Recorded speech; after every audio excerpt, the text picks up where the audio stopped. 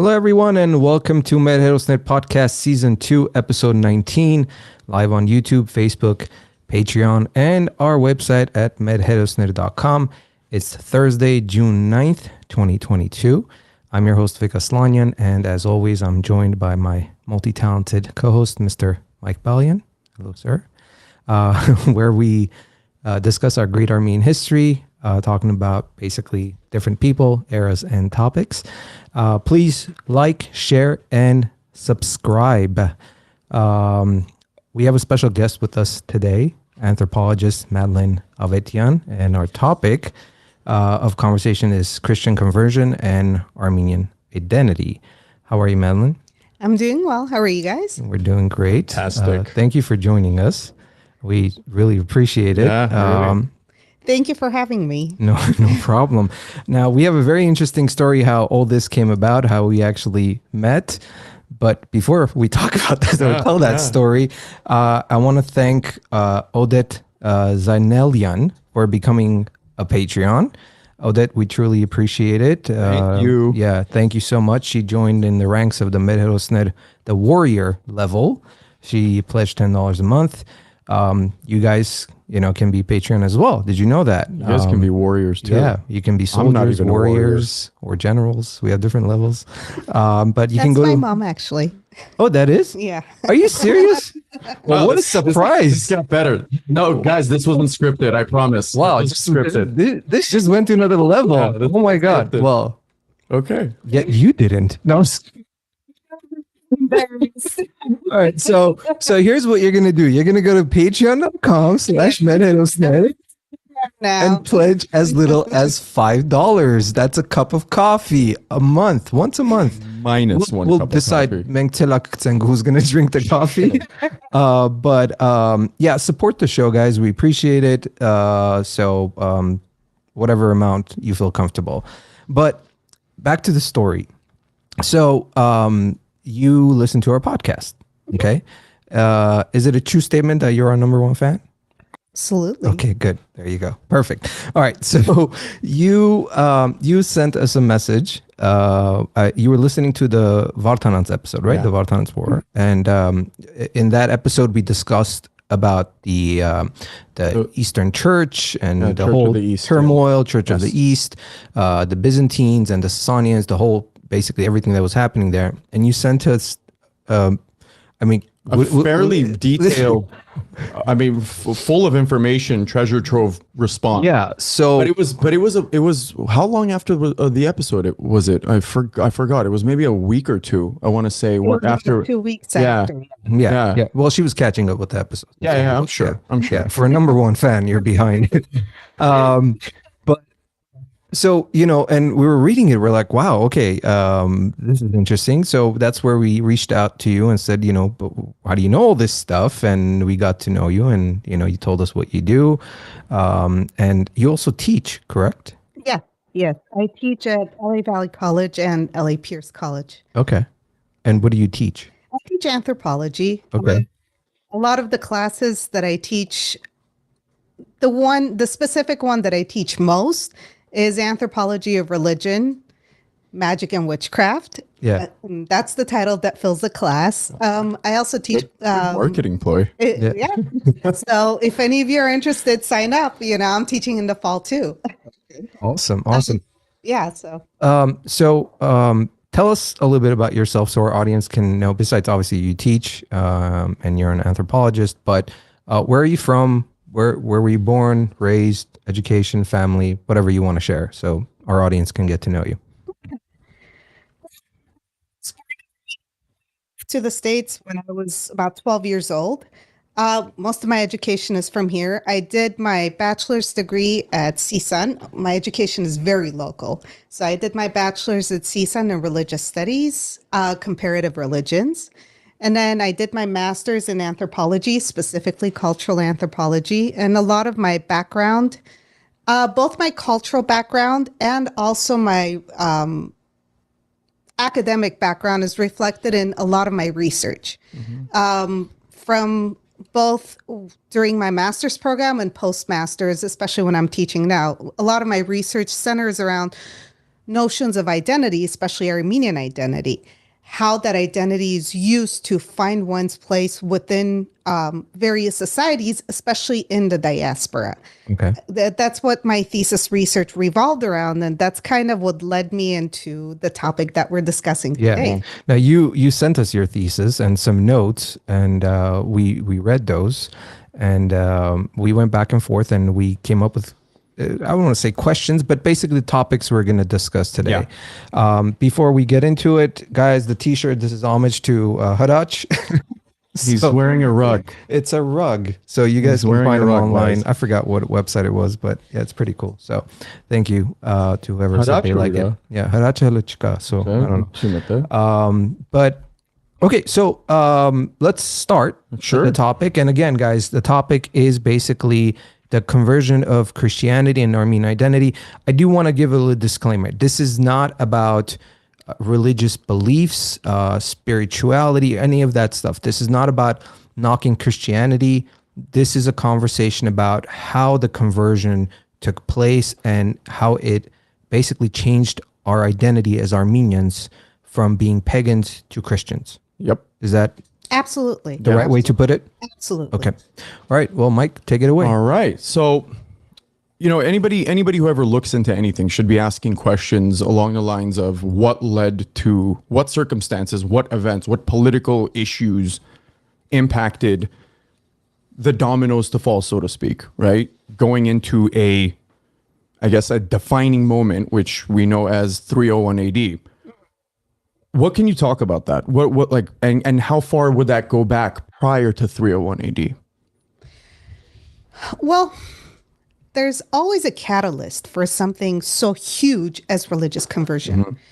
And it's not just one catalyst. There are various small events that occur that can get the process started far more in advance. Because again, when we're talking about religious conversion, well, before even discussing religious conversion, we have to understand the form of thinking of the people during that period and the experiences that they had, and also the various social and political circumstances of the 2 centuries prior to that. Because again, a conversion that at such a large extent doesn't just simply happen. Yeah. And there's so many different events that need to take place. And we also have to look at conversion in a way of a social process. Well, not just the social process. We have to look at conversion through various perspectives. So you have the spiritual aspect of it.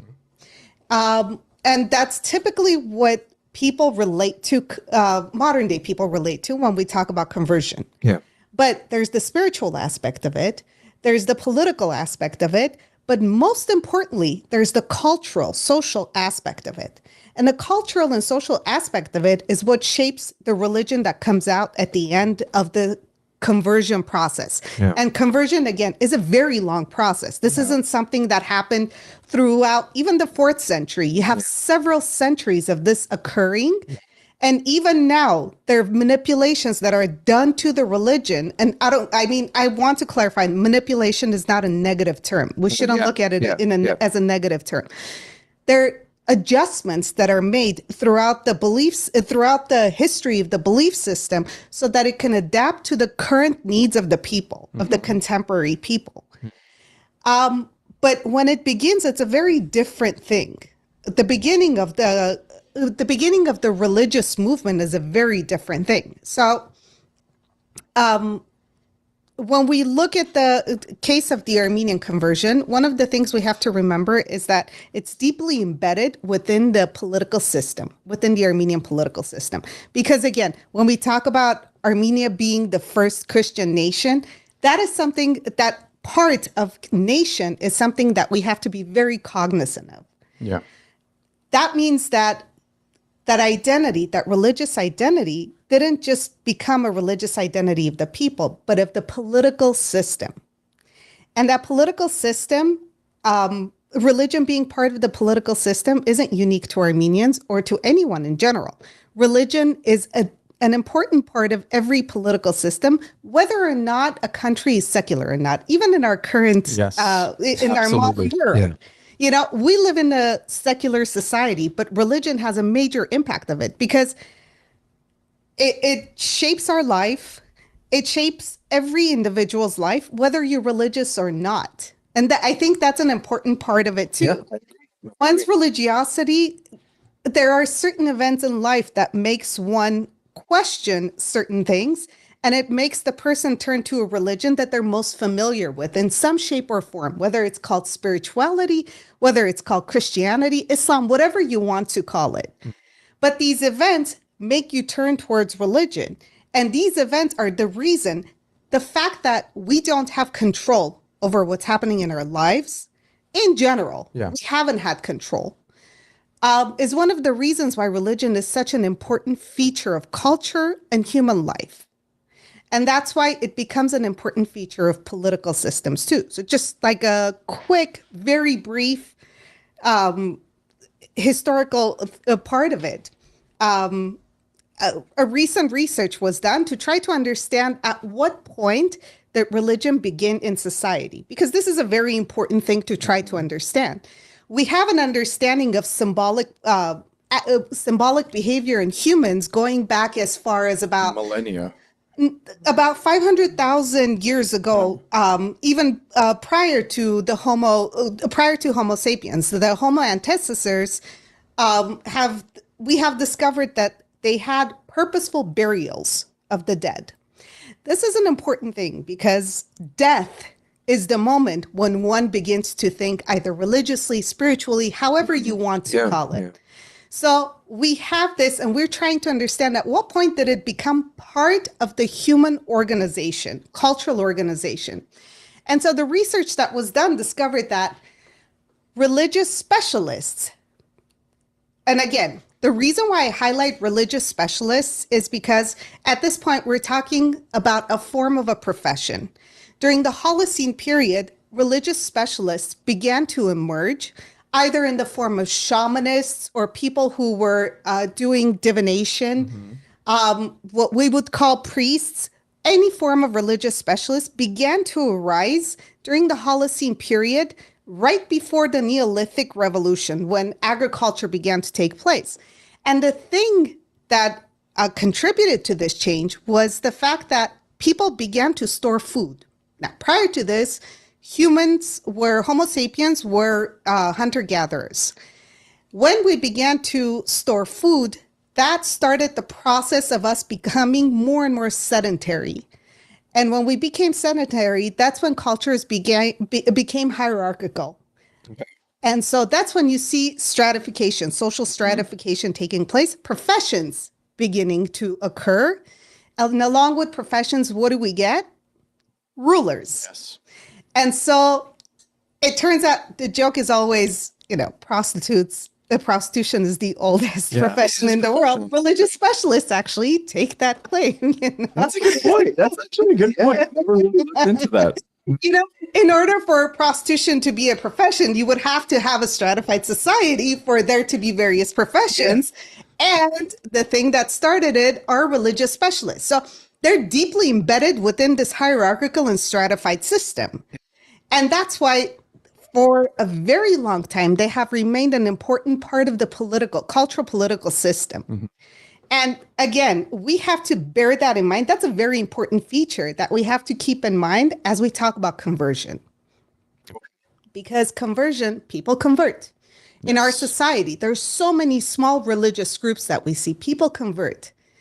But very rarely do we see nations and states and entire societies making that major change, shifting from one religious belief system to another. So it's not, and again, that shift that we talk about is more of a passage rather than a leap. Yeah. So that's one of the things that we have to talk about. So bringing it back to the Armenian issue, what we have to look at was what was the social and political circumstances? What was happening with Rome? What was happening with the Sasanians? Yeah. Because none of this happened in a vacuum. It was connected to the surrounding world, not even just the Sasanians and Rome. What was happening in Egypt? What was happening with the Syriac church? All of these are connected to what occurred at the time. What type of cultural trends were occurring? Yeah. So these are things that we have to keep in mind. And what were the stressors? That's a very important thing to remember. Yeah, that's going to be something we're going to get into eventually. Yeah, You know, there's certain things that do occur that, just like you mentioned earlier, that can turn people to faith-based just because there's a stressful situation, right? We'll get into that. Well, I mean, as you said, just humans in general, even the most, it doesn't matter if you're atheist or just don't believe, when death nears, like near-death experiences, etc. Or just whatever the case a lot of people when they know their time is coming or they're in that moment tend to turn to some spiritual calling or start believing because it's at that moment where you realize that it's ending, right? So audience members, if you guys have any questions as we're having our conversation, feel free to ask in the chat and we will ask Madlen for you. So should we move on to the next, or do you have? Do you want to emphasize? For a very no, I just want to. Do you want to continue more on this portion before we go to the next one?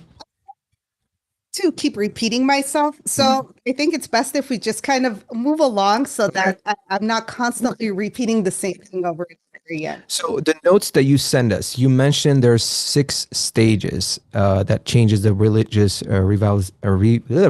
revitalization movements. Can you discuss a little bit about that? Like, what are those 6 stages specifically? So again, in the interest of time, I'm going to pick specific points because this entire thing can take very long time. You can always come back for part 2. Yeah. It'll be pay-per-view, so gotta make money, dude. See what happens when you don't subscribe on Patreon? No, but the reason why I want to pick specific points is because those points are very specific to the Armenian case. So just to kind of define what revitalization movements are, when it's a religious movement, when a culture is undergoing extreme stress, there are going to be these various stages that occur within a culture so that it could respond to the stress. And a lot of times the response to that stress is a major cultural shift that results in some form of a religious conversion or the birth of a new religion. So just to give an example outside of the Armenian case, have you guys heard of the Rastafari movement? Of course. Yeah. So the Rastafari movement from Jamaica. So that was a religious change and a religious revitalization movement that was specific to the stressors within Jamaica. And those stressors included slavery, the history of slavery. That those stressors also included the British colonialism up to the 1960s, and also suppression of Christianity, evangelical Christianity during slavery by the British. Mm-hmm. So in response to that, this new religion arose, the Rastafari movement arose, as a way to reject the Protestant movement of the British. Yeah. But I'm sure you guys have heard Bob Marley's songs. Of course. What are some of the things that you hear? Like Zion, absolutely. This, yes, Babylon, Jah. Yeah, all of those things are connected actually to the Hebrew Bible, the Old Testament. So it was an embrace of Judaism, which through contact through Jewish indentured servants who were in Jamaica during the Spanish rule, this religion was introduced. Oh my God. Sorry. It's okay. This is why I need to take control of my hands. It's okay. Don't worry about it. You get used to it after all. You start skipping everywhere. Yeah, so the Jewish ideas were embraced. Yeah. as a result of the contact, and the Protestantism was rejected. So this new thing was, it was also part of nationalism, Jamaican and Black nationalism. So this new religion arose as a result of that. And it was due to the stressors that were occurring. So what you have in culture, coming back to the Armenian case, what you have in culture is typically cultures need to be in a steady state. Most of the time, cultures are in a steady state. And then as a result of domination, as a result of war, or more powerful cultures coming into contact with them, what you end up with is increasing stress. And you guys have done Armenian history podcast. You see all of these various. Is that what we're doing? I don't know. We kind of got into some Jamaican history. It's cool. It's all right. It's all right. It's all right. It's good. It's good. Don't worry about it. This is what I'm used to. I have to bring in examples from other cultures, but it's perfect. It's fantastic. It's perfect. Fantastic. Too far. No. It's almost like you're introducing another case study, a lot more in the current day that actually the same sequence of events occurred. Episode 20, the history of Jamaica and Armenians vacationing there. Oh boy. That we might have to do that one outdoor. Yeah. By the beach. Sorry. So doing an Armenian podcast, an Armenian history podcast, and you have been tracing the history of Armenia. And a lot of it involves a lot of wars. Armenia has been split between various empires, you know, not necessarily entirely split, but it tends to go back and forth, you know? Tug and war. Yeah. A lot of tug and war. So each time there's a war, there's an increasing stress. We're living through some of that increasing stress as a result of the Artsakh War. So you're seeing some interesting cultural shifts in Armenia as well, and among the diaspora and Armenians. But that increasing stress, if that stress level doesn't increase and it continues to increase, then the stress becomes intolerable. And so the culture has to respond to it in an innovative way. And the culture responds to it by beginning to create new ideas or embrace new ideas. And this is where new religious ideas come into play. There's usually some form of a prophet that occurs. In the case of the Armenians during the 3rd and 4th centuries, this prophet had already occurred a couple of centuries prior to that. Yeah. But then Armenians didn't fully come into contact with Christianity, teachings of Christianity, until about the 2nd century because of the landscape of Armenia. But this increasing stress introduced these new religious ideas. And then eventually what you have is this period of revitalization, and that gets broken down into various stages too. In the case of Armenians, the stages that we need to look at are the communication periods. This is where the religious ideas are communicated to the people. And this was mainly done initially through the missionaries during the 2nd and the 3rd centuries. But then we move past that and we'll look at the organization. Culture becomes reorganized. There's a new organization that takes place. The previous people, but it's not entirely different from what it was before. The new people, the new religious people, reorganize society. And this is where you gain higher status in society who had a much lower status in the past. So for example, in the case of Gregory the Illuminator for Armenians, I mean, what was his story? Yeah, he was imprisoned. He was, well, before he was imprisoned, his parents were, he was sent to Rome, right? He was sent to Rome. But his parents were murdered, right? Or with the story. Get into that a little bit about the ratings of that, but it's interesting because it's... Well, from the stories from the historians, especially Horenatsi, right? It was something that had to do with Tartad. It was 2 orphans, basically. Yeah. That's a very interesting legend and story and myth archetype that I'll talk we'll get into that because there's a section about that. Yeah. What you have is... I feel like she's testing us. Where's the Scantron? All right. Even worse. Hated essay tests. Gregory is thrown into the pit. Initially, he's an advisor to Tertat. And then once Tertat realizes who Gregory the Illuminator was, he's thrown into the pit for 13 years. Upon conversion, he becomes an advisory to some extent, right? As a result of conversion. And post-conversion, what you see is he actually occupies one of the noble houses. So he becomes one of the most important members of society. And this is where you see that reorganization. Yeah. The people who were the pagan priests in the past, priests have always, and I want to stress this, have always held very high positions in society. Of course they have. They are, again, the oldest profession in the world. Well, not just that, they've always been in the ear of the kings, queens. Well, at that point, they also become the most trustworthy, or gain the most trust from these individuals, because there are the connection between them and the divine. Divine, yeah. Absolutely.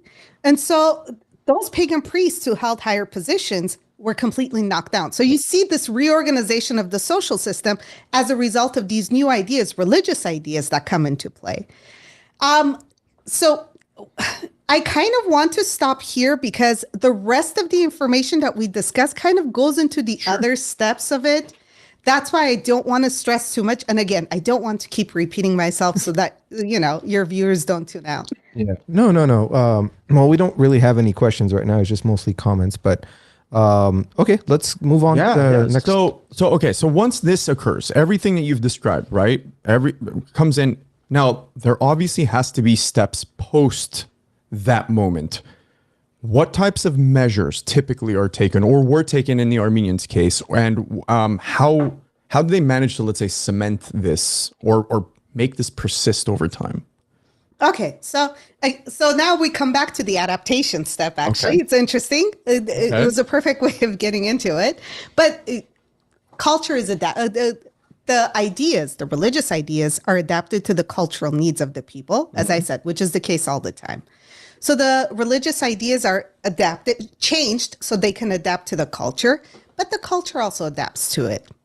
Some of the rituals, and this takes a long period of time. Rituals are the most difficult things to change over time. So rituals shift, ideas shift, and the doctrine, the religious doctrine is also changed so that it can adapt to the people. And in order for this conversion to fully take place, what you have to do is also do some cultural transformations, because you can't have a religious conversion through force only. In order for a state to take full religious conversion, to have full religious conversion, what you need to have is for the people to convert. Yes. Masses to convert.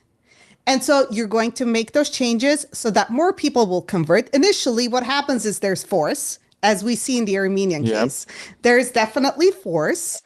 But once this force doesn't work as well as they think it should, then adaptations are made. And then you have a form of a cultural transformation where the people take on the new religious belief systems and make the necessary changes at the lower level so that they can become converts. Now, do you think that the impact is greater when you have, say, nobility that accepts it beforehand, or hierarchy, or up in the hierarchy, or let's say farmers, peasants, the not so up the hierarchy people, right? Like what do you think? I mean, the percentages are vast. You have this many people up top and you have that many people at the bottom of the lower classes. So if the lower classes accept this, do you think that has more impact, or is it more they follow the leader when it comes to to nobility? It's a more dynamic process. Yeah. So in order for these conversions to happen, one of the things that missionaries do is, yes, they target the lower. Okay. And I was going to ask that later on, was like, would that be their initial target? It's not that those are the initial targets. It's that typically those are the people who convert. And I don't mean to use the word target, like as in this is done in that sense, but you're going to go preach to a certain class of people initially and try to get these people to join in. But it's almost just like an old version of marketing, because Of if course, you think about it, absolutely when it is. when you're trying to get a product out there, what do? You go to the celebrities or the rich people, whatever. Psychological. Fashion. Yeah. How does fashion work? You have the higher, whatever you want, the rich people, and then it passes down to the lower class, middle class, lower class. So kind of the same concept, right? So it is something that is used in so many different ways today. Absolutely. But again, it's a little bit more dynamic. And here's the reason why. Leaders see what's occurring among the general population. And we see this actually even in the Roman case. The general population, initially, the general population that converts, when it's a smaller population, it's really not significant for anyone. Yeah. But when they see more and more people, the people that you rule, you need to have control over those people. And if those people are turning to something else, then you need to decide which way you're going to go. And in some cases, leaders decide to go backwards and use more conservative methods, and that doesn't work. That almost always fails. And those who understand the shifts that are taking place and adapt to it are the ones who end up being more successful. And that's why it's more dynamic. You see, as a leader, you see what's happening at the lower level, you adapt to it. But then you need everyone else to come along. I almost want to throw his name out, but I'll let you mention it later on. Oh, which one? Constantine. Absolutely. Absolutely. I'll let you get into that eventually. It's a perfect example. Well, but again, I mean, one of the things that I keep hearing about Constantine is a hedger of divine bets. He has been described as this leader in Christianity, but he kind of wavered. He employed more or less the same dynamic methods as you're describing. Yeah. He had to. That's what made him an effective leader. That's why Galerius prior to him failed to such an extent that he did, because he was employing the conservative methods of Diocletian, his predecessor. Yes. And he failed, where Constantine employed more adaptive. He was more adaptive and more understanding of the waves that were occurring around him. He was paying attention to what was going on. Yeah, absolutely. Yeah. So. Interesting. I don't know if I know we were going to maybe cover this later, but Vazgen is asking, was Armenia the pilot project to adopt Christianity? It's interesting. Do you want to answer that now, or do you want to, is it too early based on the subject? So I'll give a partial response to that. This is something that I have heard by a lot of different people. This is something that I have thought about as well. That's one of the reasons why I decided to do a deep dive to try to understand. And to call it a pilot project of Rome is a little bit, one of the problems with this is that it implies that Armenia was this vassal state that was being thrown around like a ball between two empires. And it takes away the agency of the people and of the ruling elite of Armenia. And if we look outside of the legends, if we look besides the legends at what steps were taken and what was happening in the empire at the time, between the two empires in the region at the time, we see that it wasn't just Armenia that took these steps. One of the things that Armenia did was cement a specific identity based on this transformation, based on this conversion. But this was something that was being done by other groups as well. You have the Coptic Church, you have the Syriac Church, you have the Ethiopian Church. All of these, based on very specific belief systems, were able to establish an autonomous identity. So it wasn't really, based on this, I wouldn't really call it a Roman pilot project. That may have been the intention, but it became more intentional on the part of Armenians, a more intentional effort to become more autonomous. And one of the reasons is you see a rejection of Zoroastrianism rather than an embrace of Roman ideas. Yeah. So interesting. Thank you for the question, Vazgen. Pilot project, beta test, doesn't matter. It's the same thing. So let's get into the significance of major events that can usher these along, wars, plagues, etc. As we've seen throughout history, such events can be very convincing to the masses to turn faith-based practice. Absolutely. And again, this is part of that process that starts the conversion. You have the missionaries. Along with the missionaries, you have merchants who introduce these ideas to various populations. Merchants are very important parts, play an important role in introducing new ideas, because merchants are the people who blur boundaries. They blur national boundaries. They blur empire boundaries. Even during the period during periods where Rome and Sasanian empires were at extreme odds one another, merchants were still traveling across the two empires. Yeah. And so this is one of the best ways to have ideas circulate. And so merchants played an important role in this process. But then, a merchant dresses well, brings up new ideas. They're fashionable, they're appealing. So people are going to listen to them. But I mean, especially back then. Yeah. Buy my snake oil. But how many influencers, Instagram influencers, would make you convert? If we're thinking of modern day, you need a little bit more than that. It's not just. Well, I think it's also very difficult nowadays to convert. It was more difficult back then. Really? You think so? So, to think of it as far as the religious ideology of the people, it was a polytheistic system, but it occupied every part of your life. What you ate was associated with the supernatural. What you drank was associated with the supernatural. When you slept, what you thought, even when you reused the restroom, all of these things were associated with the supernatural. So people, these belief systems were deeply embedded. We're a little bit more cut off from that religiosity, from that level of contact with the supernatural. We're in a more secular society. So conversion would actually be a little bit easier. You see a lot of different cults popping up constantly in modern society. And it's because people are in search. People are a little bit more willing to, try new things. Yeah. Even if it's belief systems. But back then, think of it this way. Your ancestral lineage, which was extremely important to you, was tied to you, the supernatural belief system, to the belief systems tied to the supernatural. So it wouldn't be an easy thing to simply say, well, I think I'm going to try this new thing. And that's why the new converts were typically people of the lower classes, because the lower classes were the ones who were more marginalized in society, who were seeking ways to become prosperous in many ways, not just let's say financially, but whether they grew crops or whatever the case is. Right?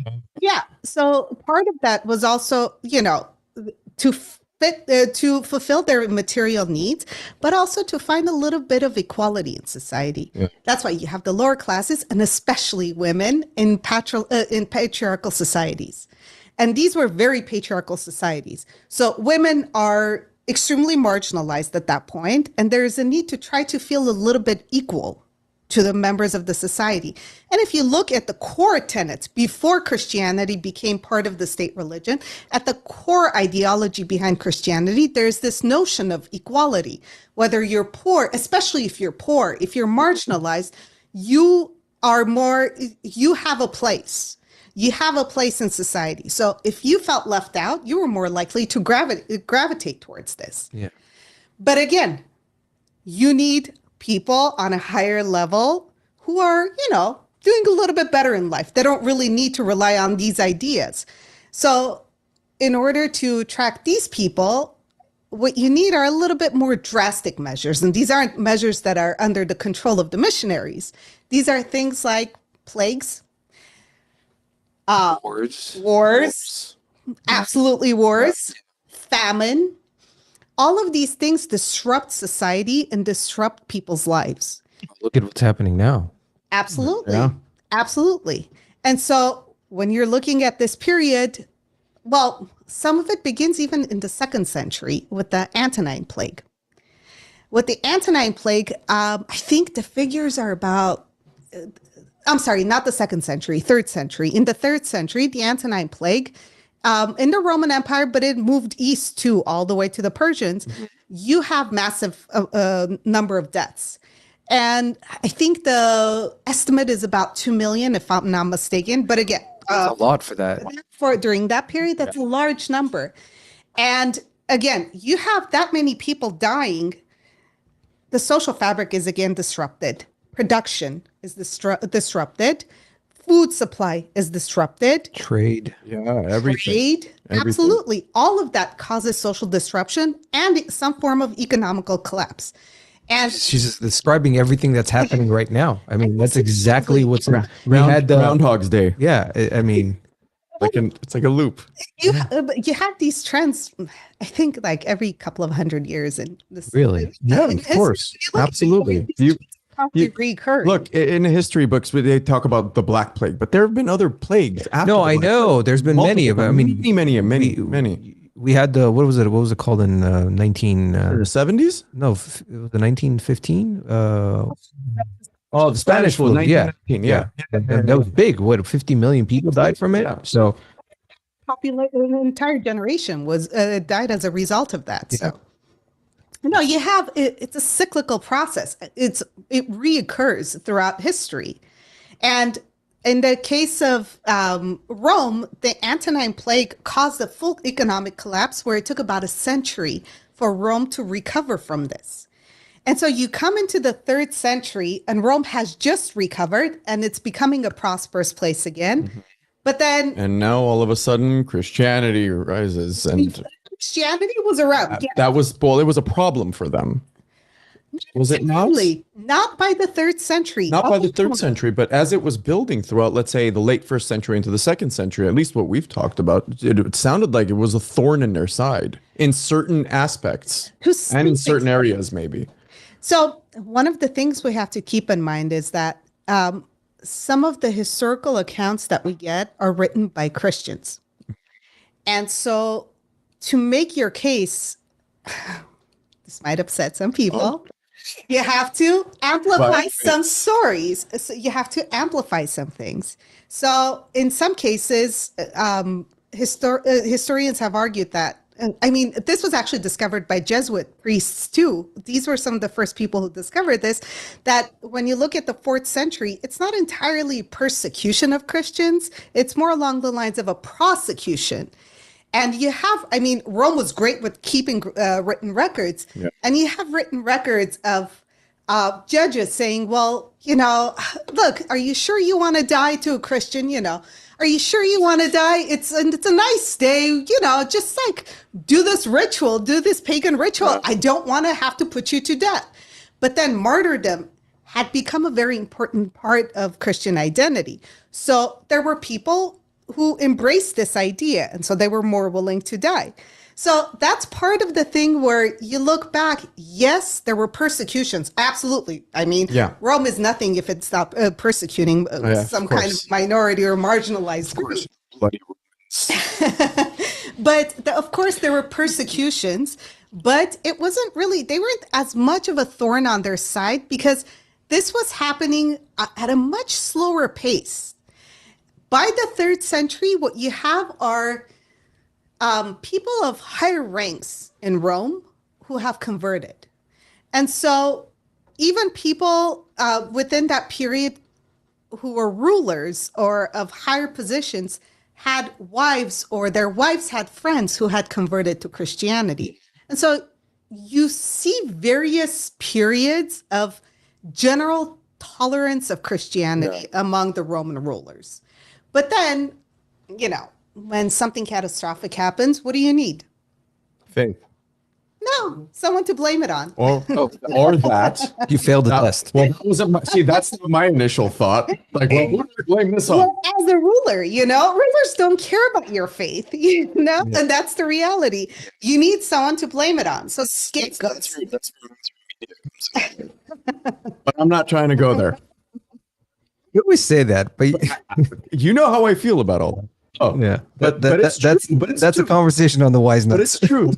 Hint, guys, hint. guys, wink, wink. Get this guy on the show already. But yeah, when something catastrophic happens, you need a scapegoat. And Christians were typically the scapegoats during various catastrophic periods. And this occurs especially in the 3rd century. There's about over like about 20 years, a little bit over 20 years of a period where you have a very serious plague that takes place in the Roman Empire. And again, it spread to the Sasanians as well. It spread all the way to Egypt. No, this is the Cyprian plague. Okay, So got it. you have this period in the 2nd century. Yeah, in the second, I'm getting my dates wrong. Sorry. In the 2nd century, you have the Antonine plague, and then Rome recovers from that. And then in the 3rd century, Rome has recovered. It's become prosperous, and then you have a new plague. Yeah. Now, along with this plague, what you were having were all of these leaders who were either killing one another, taking power, or dying. So within, I think, about 50 years, there are 20 different rulers in Rome that, Wow. there are 20 different rulers that occur In a matter of 50 years. in a matter of 50 years. Wow. And so this is a very tumultuous period. Again, this is the 3rd century. You have a plague. The Cyprian plague actually was in ways worse, despite the fact that the Antonine plague killed such a large number of people. The Cyprian plague was a little bit more dramatic, not dramatic, but a little bit more gruesome. Thank you. Because of the visible. You passed the test. I did. Check. You get a cookie. Because of the. We got Portos over here, so. Anybody want Portos? Because of the visible symptoms. Yeah. It was very similar to Ebola. And one of the things with Ebola is the bleeding. You have sores, you have bleeding, you have putrefaction of the limbs. And this is during the Cyprian plague, this disease was actually very contagious. And one of the reasons why it's contagious is very similar, again, to Ebola. The reason why Ebola was so contagious was because even after death, as soon as someone came into contact with the fluids of the body of the infected person, they would get sick as well. Now, But it wasn't airborne. It wasn't airborne. No. But contact always takes place after death. Burial, your loved one dies in this very gruesome way, and you're going to need to try to bury them. And the reason why death is such an important part of culture in general is because most people are concerned about their loved one's afterlife. You're dead. Yeah. Your loved ones are worried about what happens to you in your afterlife. And so death rituals become very important. And that's where this was problematic, because the disease would spread as a result of contact. And a lot of that contact was washing the body, wrapping the body, burying the body. I think there was cremation in this case too. So I was going to ask you that. Was there cremation? Because obviously you had the Byzantine or the Romans, they used to burn, right? They used to put the coins on the eyes and then burn the body, but they would still wash them ahead of time. So there was still contact. So it doesn't matter if you're burying, burning, or sending him off to sea, there's still contact. Just the fact that you're touching that body to put it. So it affects every, empire. That doesn't matter what belief it is. And one of the things that what's interesting about this is that it impacted a lot of the large urban centers. So in some cases, large urban centers had about 60% drop in the population as a result. Now, whether it was because people were fleeing to more rural areas as a result of what was happening, but this was important too. So you have this massive decrease in population. Now, what does it impact? Production. Of course. Production. On top of that, they faced shortage of food. Now, that became amplified as a result of climate change that occurred. The air became more dry, more arid, and so food production decreased even more, especially in Egypt. Egypt was considered to be the breadbasket of Rome. And so what you deal with is famine. So, you have war, you have plague, you have famine. Like the three worst possible things. Yeah. A hat trick. And so post this, economic issues occur in Rome. Once again, economic collapse, where I think it was like a silver-based coin. Again, I'm not a historian, and some of the information I'm going to get wrong. But as a result of that, their entire financial system changed. And so that impacts people as well. Your financial system collapses, full economic collapse. And so you see more and more people who are going to gravitate towards a new religion. But prior to that, one of the things that the emperors were doing was trying to ensure that this would go away. To deal with this, what they were asking people to do was to sacrifice or perform the proper pagan rituals to specific deities for the various issues that we're facing. Christians would not perform these rituals. It went against their belief system. And so Christians became scapegoats at various periods throughout the 3rd century. Now,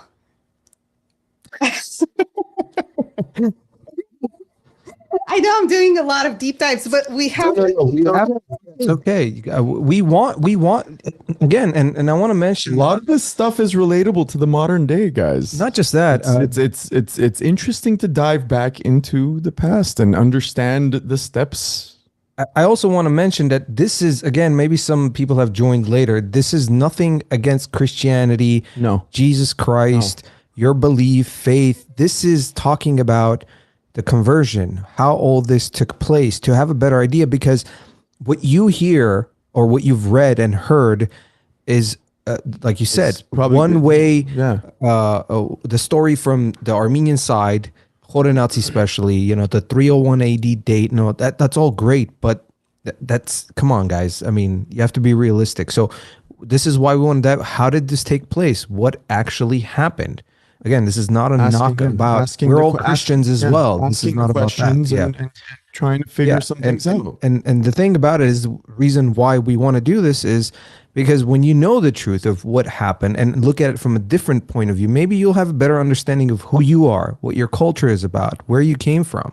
This is what it's about. So those of you who might be, taking it the wrong way, don't get defensive. Again, there's nothing to do with Christianity as far as, what your belief is. So, and in response to that, I just want to add something very important here. In order to truly appreciate your belief system, your religion, you have to understand it at its core. Yeah. And in order to understand it at its core, you have to be able to pull it apart and understand its history. Mm-hmm. Now, the history that I'm giving, the background that I'm giving for the conversion, there's nothing controversial about it. No. People get defensive the minute they think you are somehow trying to. People take it the wrong way. And whenever you talk about conversion, Christianity, 301 AD, why it's a hot topic in the Armenian community, especially because they think that you are trying to, in a way, knock Christianity, like it was a bad thing, but it's not about that, No, not at all. It was a practical solution to the problems that were occurring at the time. Absolutely. Against the beliefs of the spiritual ideology behind what happened, but you have to look at things practically. Of course you do. You have to ask the questions. Absolutely. You have to ask the questions. Absolutely. Period. So that's again, this isn't an attempt to knock Christianity. This is an attempt to question the spiritual aspect of it. This is simply to provide a background of what happened that caused what occurred at the end. Again, states don't convert because, something spiritual happened.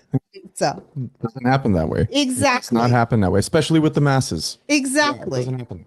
So, and that's why, again, you have to look at the catalysts. So, and the plague is an important part of this, an absolute important part of this. We all know, and everybody recognizes it as 301 AD, 301 AD. It's almost like it's embedded in your head. You close your eyes and see the number, right? I myself have always had this question to ask, and I know it was kind of touched on in your notes, so I kind of want to see what you have to say about it. is there an exact date based on, I believe, what was it, the Julian calendar back then, where this actually occurred, or the official acceptance actually happened? Is because it's, look, 301 AD, that's vast, right? Or how did this process work, maybe either in the previous years from 301 AD or in the following years after 301 AD? Shed some light on that, if you have some answers.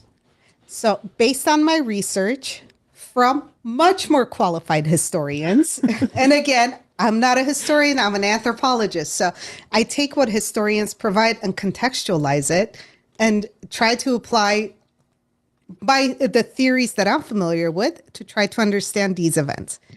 Based on my research, what I have uncovered is that the 301 date is highly unlikely, if not impossible.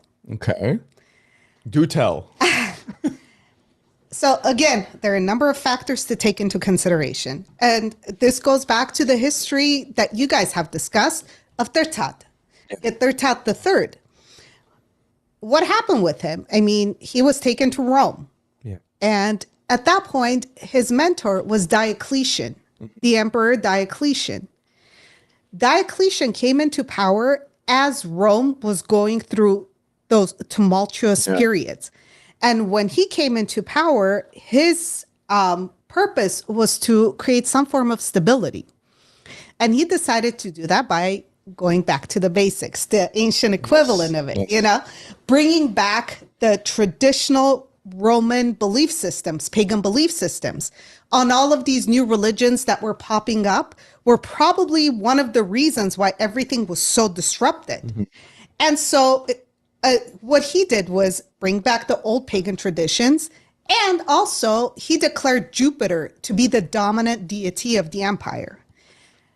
On top of that, Diocletian declared himself, and I'm going to mispronounce this, but I'm going to give it a shot, Dominus et Deus, Lord and God. He was the human representation of Jupiter. Yeah. You did it better than us. We messed up so many words. That was great. Yeah, trying to brush up on all that Latin. Yeah. There's a lot more names I'm going to mess up. So Just say it the way you want to say it. We make it up sometimes too. But yeah, that to claim something like that's pretty powerful.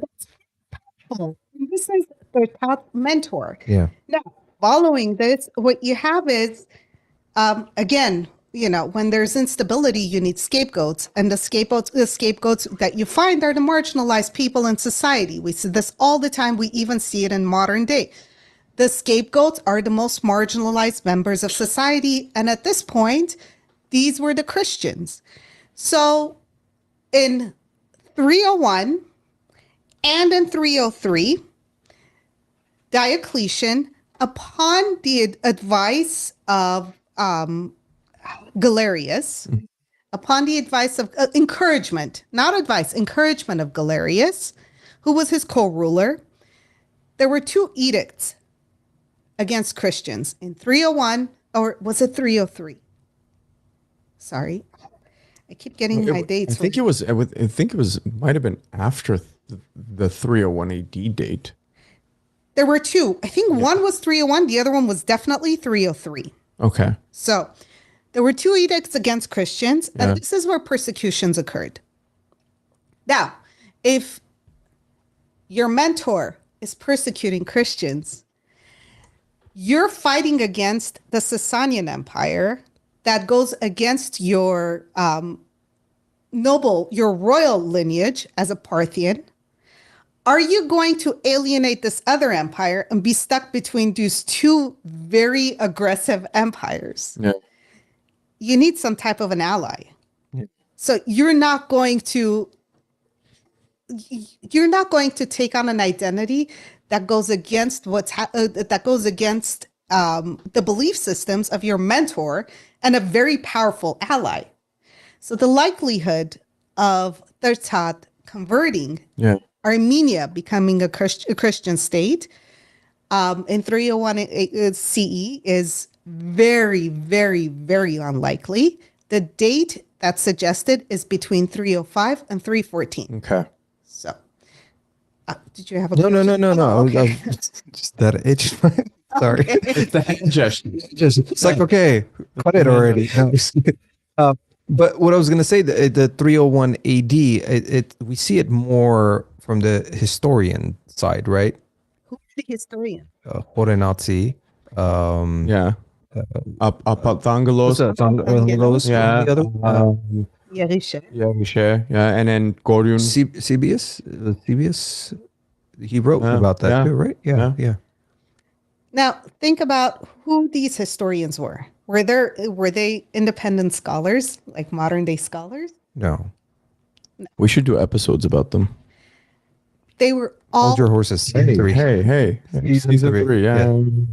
they were all either connected to nobles, were either monks connected to the nobles, but most importantly, they all received their education through the church. Yeah. Now, and I'll talk about this a little bit later, but one of the purposes of the way that they wrote these histories was to create an ethnic national identity. And in order for that to occur, you need a beginning, And if you're tying it to Christianity, when does Christianity start according to the belief system? Doctrine, yeah. 1 AD. Yeah. Right? Yep. So you tie it to that and you create this identity of a new Christian Armenia. Basically, or rejuvenation. And a new identity, an entirely Christian identity of Armenia. And you create this beginning date. So this is a very symbolic date, and we have to bear that in mind. Yeah. That 301 AD, again, much, much, much more qualified historians than me have argued against this date being the actual date. Interesting. It would have happened after Diocletian retired into his cabbage farm, and he did retire into a cabbage farm. He was actually one of the very few Roman emperors. Yeah, to retire. To retire. He retired and became a cabbage farmer. Tortad retired too. He didn't get chased out. Tortad retired and went up in the mountains and started writing stuff. Yeah. So, but Diocletian retired in 305. Now, a lot of historians are also putting the date at around 314. And again, there are very practical reasons for this. Diocletian was followed by Galerius. Galerius was one of the people who encouraged the edicts of persecuting Christians. So during Galerius, now around in the late, I think it was like 309 or 310, sometime around then, Galerius became much more tolerant of Christians. So between 305 and 314, but much, much later, like in the 310s sometime, this conversion would have taken place. Realistically, it would probably be between 311 and 314. So in 311, Galerius, with the Edict of Serdica, nullified the laws of persecuting Christians. But then the official end of persecution was by Constantine with the Edict of Milan in 313. Okay. So you're talking about a couple of years. 2 to 3 year difference. Yeah. More or less. So that's why this is the date. This is the time frame that's given by a lot of historians. Yeah. And I think it makes sense, from a political point of view. And you look at turmoils right now, you have small countries, even Armenia, you have an ally such as Russia, and then you also have the United States. They're trying to, play both sides. It's kind of this, like you said, you can't just go against an ally who's been with you for a long time, because, there was that connection with the Byzantines and Armenia, and Tortad being, raised, or the mentor, in the Roman Empire. So, you're right. I don't think it's possible. Absolutely. Especially when you have such powerful empires at your doorstep, and they were at their doorstep. Because look, I've always even wondered, and then when we came across it in your notes, think about it. You don't just flip something that fast, something that massive. Right, like also the resistance from the, like you said, the lower class, right?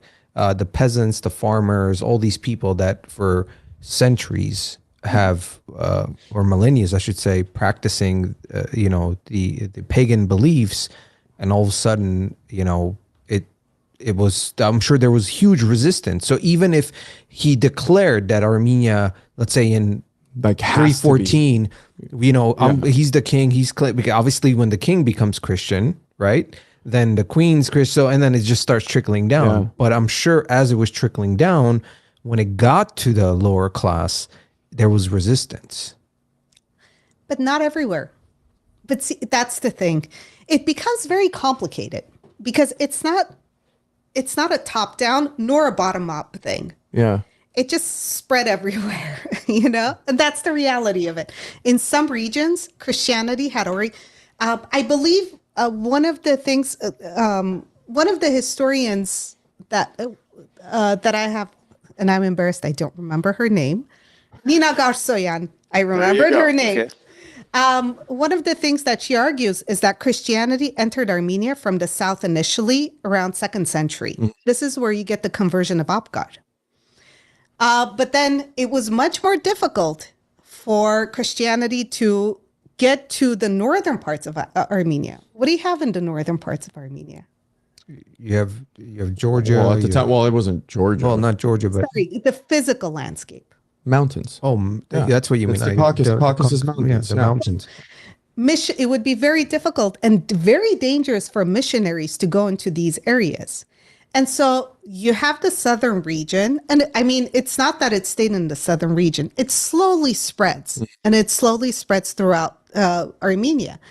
But you have those mountain regions, and some of the most, I don't want to say stubborn, but traditionalist people. So just, we're getting into like demographic here, like depending on like geographical areas. Yeah. I don't want to keep doing bunny trails, but in order to fully understand it, we kind of have to understand these very minor but important cultural factors. Yeah. So cultures have various ways of getting food. I mentioned nomads, hunters, gatherers. In Armenia, typically we think of Armenia as agricultural, but it's really not fully agricultural. In the valleys, you have agriculture, and that's where agriculture thrives. But in the mountainous regions, what you have are pastoralists, herders, shepherds. Yes. And so the pastoralist societies, herder societies, tend to be much more conservative and traditionalist. Yeah. And one of the reasons for that is because the rough landscape plays a major role, but also they tend to be more segregated from the other parts of the country. Less influence and more of a way to maintain their identity. And so the stubbornness stays with them. Yeah. So that's another part that we have to keep in mind. It was, but the other part of it is, and we're going to touch upon this a little bit later, but Armenians were practicing Zoroastrianism at this point. Now, those herder societies in some parts of Armenia would be practicing Zoroastrianism even as the country converted. One of the things that's important to remember is, and again, we're going to touch upon this, but I'm skipping a little bit ahead. One practice of Zoroastrianism is a death ritual that's very important to keep in mind. Again, in death is where you see the most religiosity. In Zoroastrianism, when someone dies, they place them on this thing called the Tower of Silence. And it's this raised platform where they lay the body, and it's exposed. The body is exposed to animals and vultures, typically vultures, to pick away at the body. They will not allow burial. And the reason for that is notions about purity and contamination. Every culture has notions of purity and contamination when it comes to the human body, especially with human fluids. Yeah. So when a human body, when a person dies, according to the Zoroastrian belief system, you're not allowed to bury it because the fluids and the body will contaminate the sacred elements. And those sacred elements are earth. That's the other reason why you're not, there's another reason you cannot bury or cremate a body, because it will pollute earth, water, Air is not really as much of a concern, but also fire. Fire is also a very important element in Zoroastrianism. Yeah. So you put it on the Tower of Silence and it's exposed, and it's also this recycling process. Now, there are Zoroastrians in India currently who still practice this. But aside from them, there's another culture that practices currently. And these are the Tibetans in the Himalayas. And there's a lot of background because there is a reason. Now, when you think of Tibet, the Himalayas, these are mountainous regions. Yeah. So there are practical reasons for this practice as well. You can't dig into a mountain to bury a body. It's much more practical to put it and allow for animals to pick away at it rather than go through the mountain. Now, going back to Armenia, in the northern region, mountains. Yep.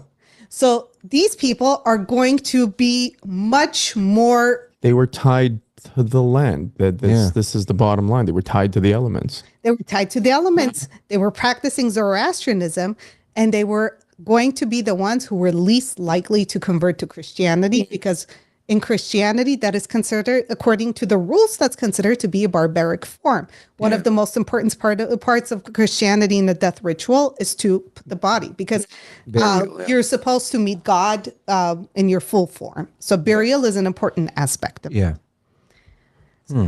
Wow, never thought of it that way. That's awesome. Are you guys enjoying this conversation? If you have questions, please feel free to ask. Madlen will answer it for you. We won't, because we're learning as we're going. But mostly comments, but we'll get to them, I guess, later. Please, everyone, hit that thumbs up button on YouTube or even on Facebook. I don't know if Facebook has a thumbs up. And go ahead and subscribe, share. Please share with everyone. We need more subscribers on the YouTube channel. So, we'll bring more amazing content. We can have a part 2 of this. Yeah, part 2 of this. We're gonna have a part 2 of this, and then a part 3. Now, we talked about you mentioned Zoroastrianism in previous episodes. We cover Zoroastrianism quite a bit, because it was such an integral part of this time period specifically. Yeah, it comes up a lot, and it played a huge role, like you said, on the Armenian people, which came with different types of practices, like you said, and rituals.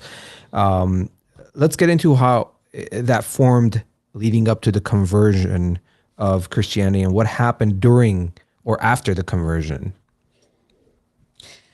Well, so in order to understand the impact of Zoroastrianism on Armenian conversion, we have to kind of look at the Sasanian Empire too. Yeah. Mm-hmm. Because prior to that, the Sasanians took steps that actually impacted the decision.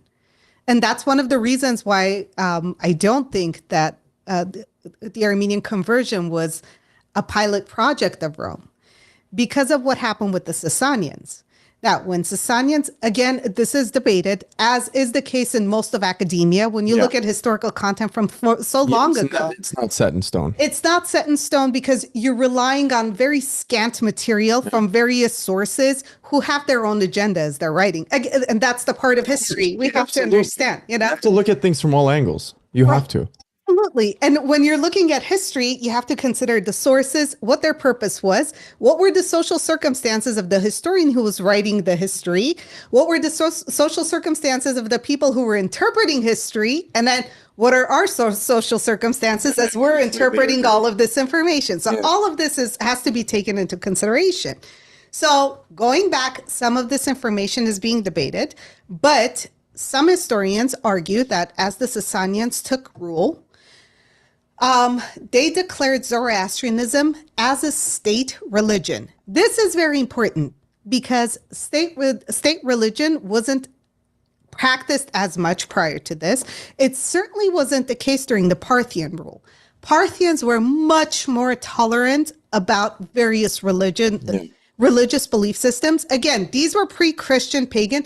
There were some Christians that there were Christian conversions in Persia prior to the rule of Sasanians in the 2nd century, during the Parthian rule, they were tolerant of Christians. But there were other belief systems that were there as well. One of the most important ones is being the Mithraic. Mithraic, yeah. And I'm just going to mention that. yeah, and that's a very important belief system among Armenians, and that was a belief system among the Parthian rulers of Armenia, or the rulers of Armenia of Parthian descent. Yeah. So when the Sasanians declared Zoroastrianism as the state religion, one of the things that they did was make sure that Zoroastrianism was practiced by all the people that they ruled. Yeah. They became much, much less tolerant of various religions, including the practicing Christians. Now, you guys have talked about the impact of Sasanians taking power, especially how this impacted the Parthian rulers. And so this creates some of the political circumstances as well. So you have the religious circumstances of Zoroastrianism, and Zoroastrianism, one of the reasons why, and again, it's interesting to compare Romans and Sasanians and the various events that were taking place. Now, Sasanians came into power around 224. Yeah. But then shortly after that, you have the Cyprian plague again, right? And it spreads through the empire. And this is when Zoroastrianism is believed to become part of a state religion, and conservatism becomes a cornerstone of Sasanian rulers. And one of the reasons for this is, again, going back to the basics in times of... blame, right? Not only who do you blame, but also going back to the basics during times of turmoil, conservatism. And they tied the Zoroastrian belief systems with the Achaemenid Empire because, again, Parthians were much more lenient. They were Mithraic and so forth. And so it was the old glory of Persia that was brought back with Zoroastrianism, and it became institutionalized. During this period, Zoroastrian priests gained a lot of prominence in society, and in some cases, throughout the 3rd century and the 4th century and on even after that, they pressured Sasanian rulers to implement Zoroastrian belief systems within the areas that they ruled. This impact, which was half of Armenia. We were talking about that, right? Especially with like the Nakharars and so on and so forth, and some of the provinces. Yeah. Now, one of the things that's interesting is, and again, this is where we have to take into cultural practices into consideration. Again, Zoroastrian death rituals is very important. When they tried to reconvert Armenians, a lot of Armenians who had already converted to Christianity were not willing to reconvert.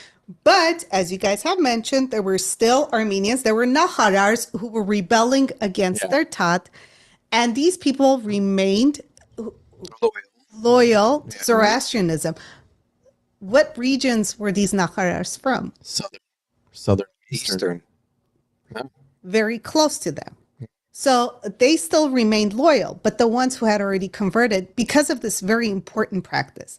But then on top of that, one of the reasons why they failed to fully gain reconversion or gain any kind of favoritism from any of the other Nakharars was in the 5th century, I believe, if I'm not mistaken. I'm not going to pretend to remember the exact dates. Again, I'm terrible. Again, I'm not a historian, so I contextualize the information and I understand it within the terms of a century. I know it's a very long time, but again, but when you're looking at the attempts to reconvert, at this point, Armenians were Christian for about a century. Give or take, when they gained control over Armenia again, at the very least 50 years. By that point, the burial practices have already changed. You're not going to have people change back again, No. And it's not a short period of time. When you look at a long 50 years, 50 years, 50 years. That's a long time. Yeah.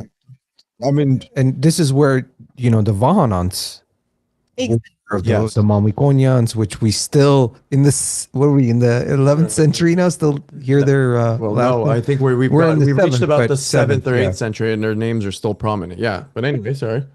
To add a little bit more context to that, part of the reason for that is because another part of that, I mean, it's not the only reason, we can't think of it as spirituality. This is my religion. How dare you try to take it away from me? Occur for a few years, but then you're under extreme stress. You're not going to go along with it, especially if you're a naharar, if you're a noble. Yeah. But the other thing that occurred in the 5th century was that they changed marriage rules. Justinian does this too in the provinces in the region of Armenia that he rules. Now, marriage rules are very important. Prior to that, especially the Nakharar dynasties were practicing agnate marriages. Agnate is it's a patriarchal society, patrilineal society. You trace your lineage through your father. The people at the peasants and the regular people wouldn't. I mean, some may have practiced agnate marriage, but this was especially important for Nakharars. Yeah. Agnate marriage means that you marry a person from your father's lineage. So. Wow. It's still practiced by a number of cultures, especially in the Middle East. And so you determine relation. So I know to some people this sounds like incest, but the definition of incest is very different. When you this can be generational. No, there's I've known of in Armenian, especially in the Syria and Lebanon, where from, like you said, father's side married, and it has to do with the age. I guess some of them had so many children that by the time that person had kids and they were already nieces and nephews, but it was like a third, like a let's say someone's son married a third niece that was, from the father's side. So that's like a normal thing. And that's a very important thing because the lineage has to stay within the family. And it's interesting that that's still being practiced in some cases, but it's not entirely surprising because in Syria and in Lebanon, it's practiced by a number of different groups there, cultural groups there as well. And Armenians. And Armenians, yeah. So that illustrates remnant of that practice, but also the impact of the local culture on that practice. So the Nakharar families were practicing agnate marriages. So they would marry people from within the father's line. Around the 5th century, if I'm not mistaken, you guys correct me if I'm wrong. I don't know. Was it Vahram the She's Third? testing us again. No, because you guys know this time period much better than I do. Yeah. Vahram the Third. I think that was the 5th century. On the third? Either. Well, that was during the whole. No, was that that was the Vahanans? Yeah. So it would have been late 5th century. No, it's still Vahanans basically was 30 years after. So late, it would still late 5th century. Late 5th century. Yeah. So one of the things that he did was change that. He outlawed it. Huh. This may not seem to be as important, but I mean, it had to be important enough for him to outlaw this during that time. The reasons for that is to destroy the Nakharar dynasties. What a cunning. And Justinian did the same thing. Justinian did the same thing to the Nakharar families that were under his rule. Although it wasn't through the laws of marriage, it was inheritance laws. You destroy the dynasty, you gain more control. He changed that so the lineage could become destroyed. Inheritance is the most important aspect of this. So crazy. You need to keep that inheritance within the line. If you keep that inheritance within the line, it's not just the nuclear family that has power. It's the lineage and the dynasty remains. So many things popping in my head right now. I'm not going to get into it. I'm not even going to get into it. The Saudi Arabia, like they have it. It's, I mean, same thing. And they line up to collect their yearly millions. It's the same thing. It's keeping it within the plan. So we have to think of the noble families, the Nakharars, not as just families. These aren't just families. These are entire clans. And both Sasanians and Byzantium made efforts to destroy it. Sasanians were unsuccessful. Armenians in Armenia rebelled, but Justinian was successful. He was able, by changing inheritance laws, that when he changed inheritance laws, he made the inheritance by both male and female line. So husband and wife, or son and daughter would get the inheritance. So that split up the inheritance. That split up the power. And rather than the clan maintaining the power, it was the immediate. The historians called tun. Yeah. Tun tiratun, rather than dynastic power. And as a result of that, the Nakharar families either fled from a Justinian rule into Eastern Armenia, the more eastern regions of Armenia, or some of them were actually removed to the Balkans in some cases. And so those dynasties disappeared from Byzantium. And in response to that, that was in the 6th century. In response to that, you see steps taken by the Armenian church to distance themselves from Byzantium. Talk about that a little bit later. I mean, so much But politics. I mean that itself, what you're talking about, it also, you know, that the son, the being so important, right? There had to be a son being born, but when you split it, now it's like, yeah, it takes away that Of you know, course. importance. yeah. Realistically, when you look during that period, you know, you having a son wasn't dependent on just your wife. You know, during that time, I think Well, it was the belief. it wasn't just a belief. It wasn't just monogamous marriage. I mean, you had your mistresses, you had your concubines, and so forth. So you had multiple ways of getting a son. You know, so I mean, the likelihood of you remaining without a son was it was unlikely for you to not have a son. So because the lineage needed to continue. You know, it wasn't based on whether or not you cared about your wife or your wife was able to carry a son. Yeah. So. Interesting. It was different times, man. Different times. Now, you mentioned the 6th century, and that's something that we wanted to get to, was post all of this. The acceptance and the way they cemented this or tried to keep this in place and yada, yada, yada. Now, we talked about Chorinatse, Apathangelos, and I wanted to get into that.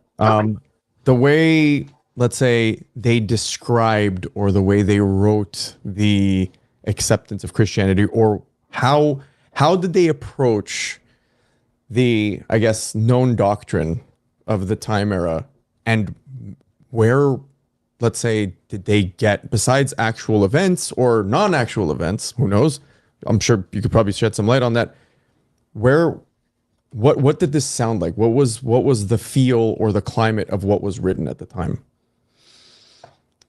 So again, we have to look back at some of the stuff that I touched upon. Just an important thing that we have to bear in mind regarding the conversion that I didn't mention. This is a very important detail about it. When the conversion happened, it wasn't just about aligning with Rome. It was about absolute rejection of Zoroastrianism that was tied to the Sasanians. So that's something that we'll leave at that. So with that bearing in mind, we just talked about how the Sasanians were trying to tear apart the rule of the Nakharars, you know, destroy the dynasties. So that was a major threat. That was a major threat within the climate of Armenia during the 5th. And then what was happening with the Justinians, the 6th centuries. These are the periods that these historians are writing the history of Armenians.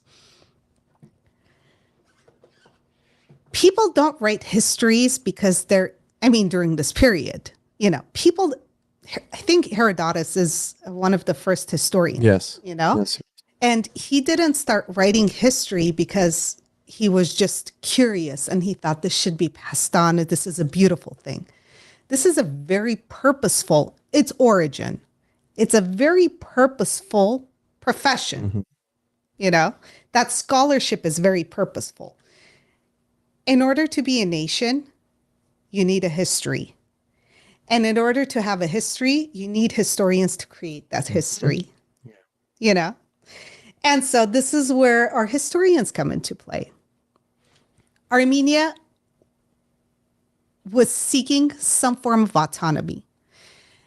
And again, the larger context of what was occurring at the time, it wasn't just Armenia that was seeking autonomy during the 5th and 6th centuries. Egypt was trying to maintain its autonomy away from Byzantium. And you see this with the various councils that take place. The Syriac church was trying to maintain its autonomy.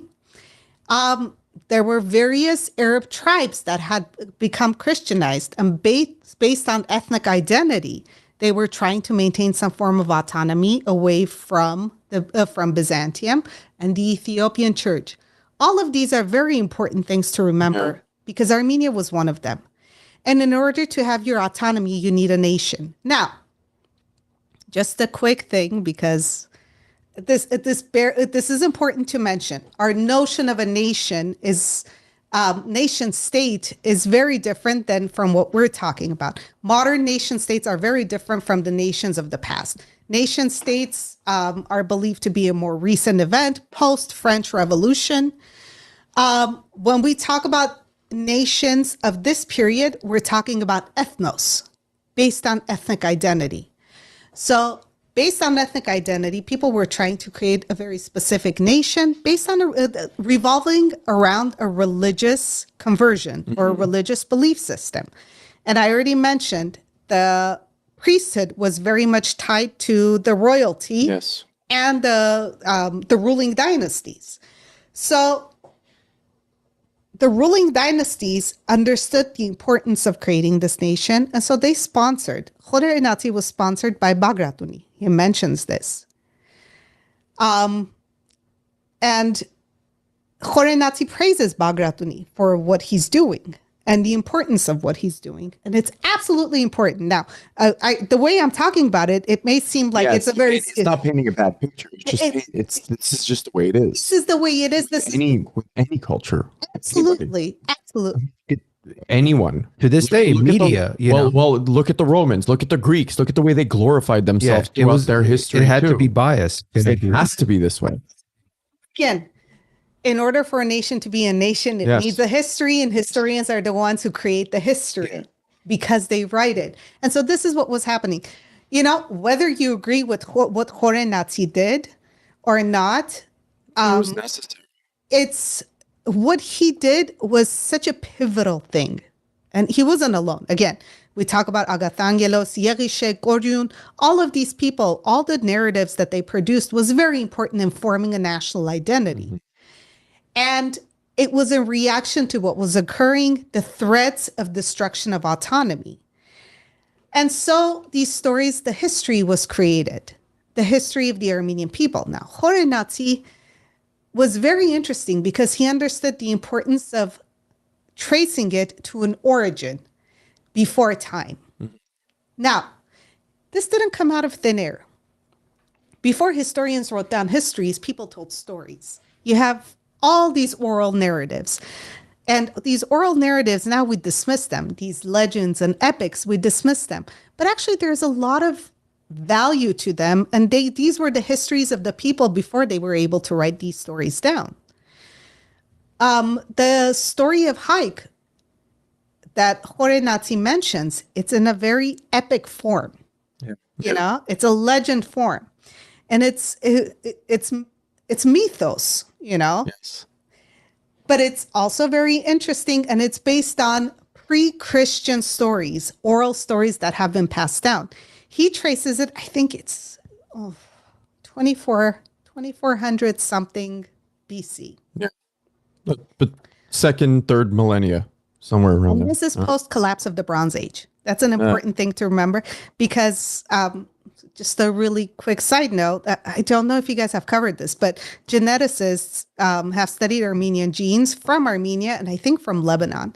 And one of the things that they were able to discover is that the date given by Khorenati correlates with the period that Armenian genes show intermingling with populations surrounding them. Really? So I didn't know about that. And this is post-collapse of the Bronze Age. that's an important period. I'm not going to get into that because we're going into the second hour. Someone's keeping time. Well, yeah, I mean, Horenazi, I don't know, like, I kept wanting to say his story. His story. That is the way the word is broken down, if you really think about it.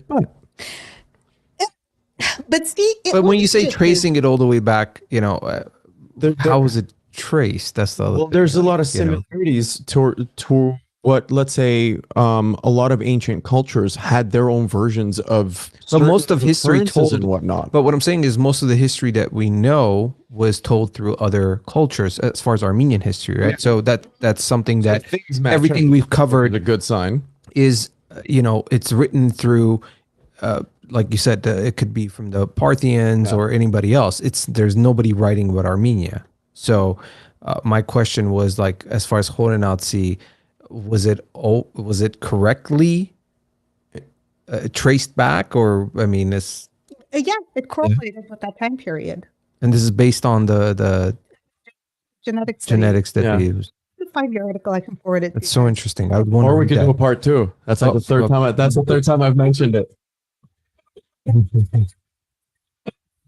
People, the people who have studied it, I think a number of them are from the U.S., if not Armenia. So you guys, you can get in touch with them. Season 3. But yeah, so going back to the way that Horenazi would tell this story, this is a pre-Christian story that has been told throughout. I keep trying to avoid to use the term history. But no, you have to. Yeah, of course. But this is something that has been told throughout time among Armenians.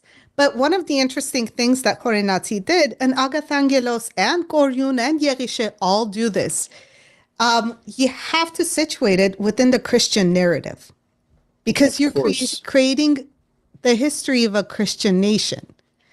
And so the story is told in biblical terms. So this episode story, and one of the people that discusses this, I keep suggesting guests for you guys. You need to connect.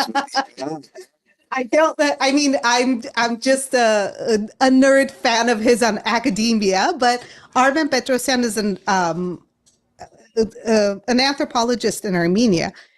His focus is actually looking at mythology and legends and analyzing it within the context of Near Eastern and Indo-European myths. Yeah. So one of the things that he talks about is the Horenazi story being the historicized version of the epic tale in Horenazi's version.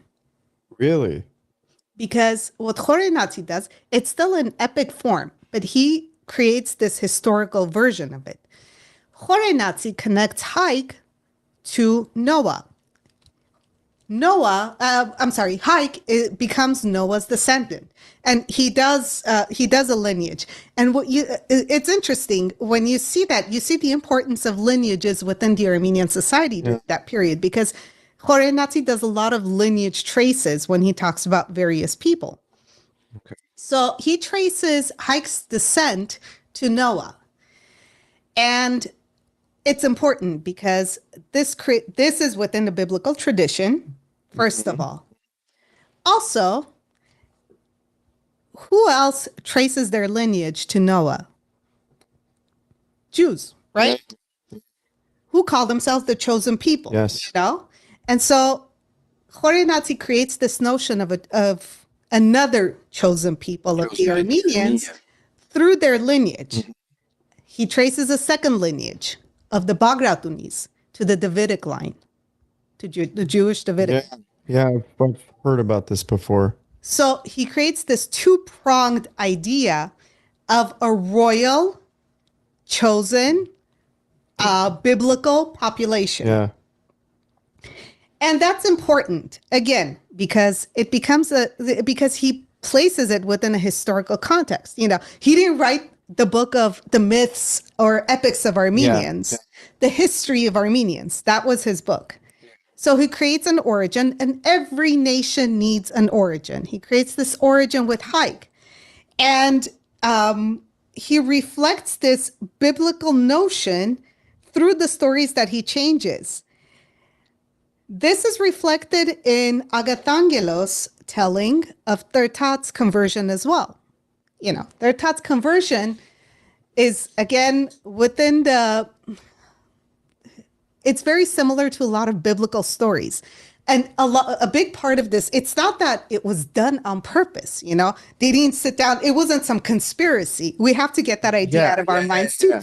These are people who are very much influenced by Christianity and the church and the teachings of the church. So these are people who have been reading the Bible, studying the Bible. Are you referring to the boar story? Yes. Yeah. Okay. Yes. So, what's the boar story? Would you mind telling it so I could take a sip of water? Don't put me to the test. I mean, he thought he was a wild boar or something in the forest or the woods, right? I don't remember word for word, but more or less, either it felt like a hallucination or something like this, or he saw something, right? Yeah. How did I do? I don't know. What do you mean you don't know? I don't know what story you're talking about. Tertat. Are you talking about Tertad? Oh, Yeah, Tertat's story. yeah. Okay. Jeez. He's like looking at me like, What are you talking about? Okay, you're You talking got confused because we're talking about the Bible. the That's why Bible, and I'm like, what Yeah, more but- Bible story are you talking about? That's where I was like, I don't know what It's been you're. referenced before. I don't recall where. Anyway, I gotta look into this, but it's been referenced before. Tertad's story, not that it's a copy, but it's been referenced before in another time period or with another individual or individuals. I don't That know. he went into the mountains and he was. But the same story of the boar Yeah. was used somewhere else. I don't know in the same capacity. Don't quote me on it. I'd have to go back and dive into the Bible or some historical theological doctrine. I've just heard. tell you. Or sure, go ahead and tell us. Or that. Yeah. Yeah. that's from the book of Daniel, from the Hebrew Bible. Yes. There we go. Okay. I've never read it, so I don't know. I'm being honest. Nebuchadnezzar. For pronouncing it, because that was the one I was going to butcher. Yeah, no, Nebuchadnezzar. Yeah. Yeah, the story of Nebuchadnezzar. Also read it. Also for your Matrix junkies, it was one of the ship's names. Interesting. Yeah. True story. This guy. Well, I mean, if you think about the Matrix film, what it was really about. Well, yeah. Think about So many connections to. Exactly. to- I mean, okay. the one, right? The one. There you go. Of course. Anyway, go on. So you're right. Yeah, the story of Tertat acting like a boar is from the book of Daniel. Please say the name because I can't say it. Nebuchadnezzar. Nebuchadnezzar. Thank you. Nebuchadnezzar. Yeah. But he was a Babylonian king. He's actually one of the biggest villains of the Hebrew Bible. He was the Babylonian king who exiled Jews and also destroyed Solomon's temple. Mm-hmm. And then Daniel was one of his subjects. He went to him. He was the dream interpreter, or he was called in to interpret dreams whenever like his I've read the Bible where I think Nebuchadnezzar asked a bunch of his servants to break down his dreams or something, and he just couldn't. So then he called in Daniel and gave him all this prophetic stuff, so on and so forth. And one of the things that happened to the king was that he was acting like a boar, right? He went into the mountains. He was eating. Right. He was acting like a boar.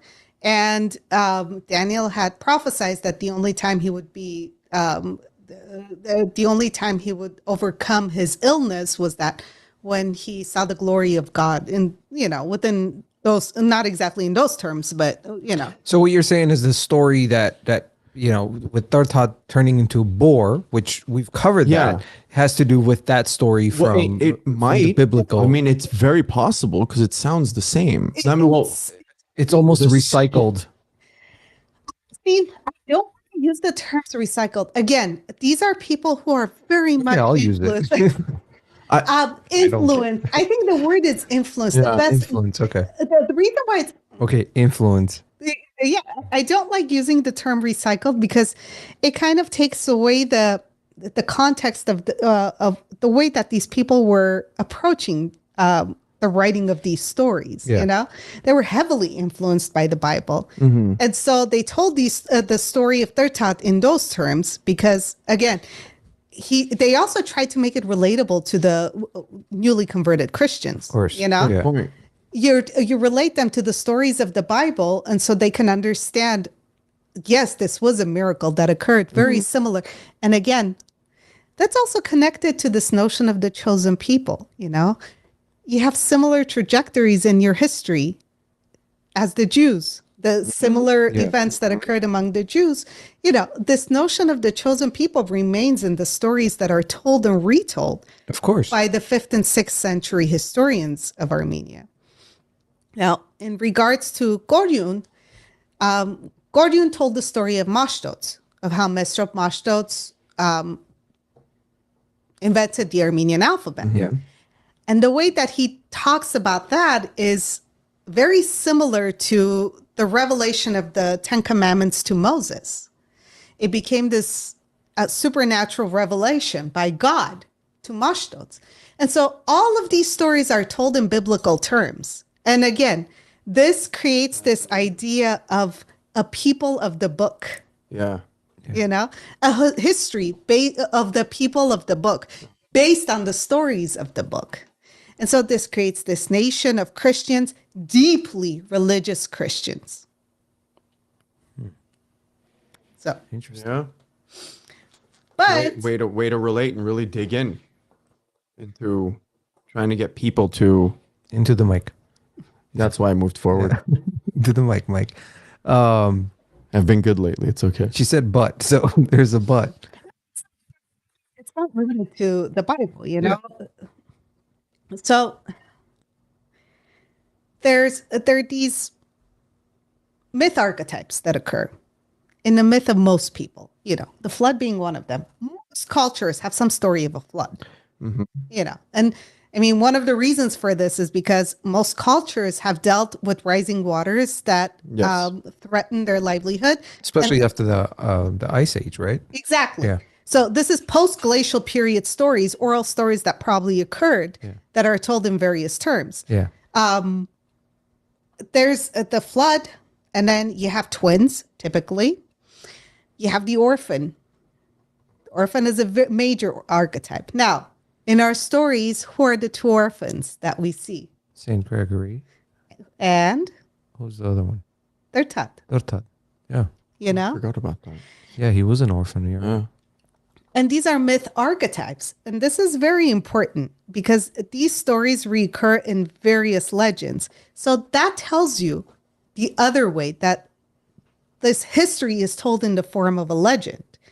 This doesnent negate the history. Again, I you know, the way Yeah, that we don't want They people- were just storytellers. Yeah. Yeah. I get what you're trying to say. stories that are retold by writing, but they're still legend. They're told in legend format. Based on a true story. Yes. You know, Yeah. you know, what do legends do? One of the most important parts of course. legends is this may be historical accounts that are amplified and they have supernatural qualities to them because, you know, most people are not interested in the dryness of history. So how do you make stories interesting? Yeah. You add all of these supernatural qualities and a lot of oral traditions and also old legends. I mean, you look at the Greek myths, you know, The hero, create Yeah. the villain. Yeah. hero is another archetype. Yeah, of course it is. St. Gregory fits that archetype as well. Uh-huh. You know, hero and a quest, a hero's quest. Yes. Those two are very important archetypes in most myths. And St. Gregory fits both. Now, his quest was he traveled to Armenia with Tertat as his advisor. And part of his journey was that he was imprisoned in the pit. But then as a hero, Rises up again. he rises up. Now, so just really quickly, But there's an important part to it because at that point, Tortat is seen as a villain, but yet Tortat later on becomes a hero as well. He's the protagonist turned into antagonist turned into protagonist. Yeah. absolutely. Yeah. Now, in film form. I'm not saying this was their intention. Storytelling. But films are based on a lot of historical narrative. Not just historical narratives. Films rely on these archetypes, heavily rely on these archetypes. Absolutely. Another interesting thing that part of my interest is also in analysis of myths and legends and epics.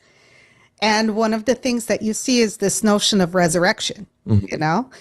It's not unique to Christianity. Prior to Christianity, when you look at Egyptian stories, you have one of the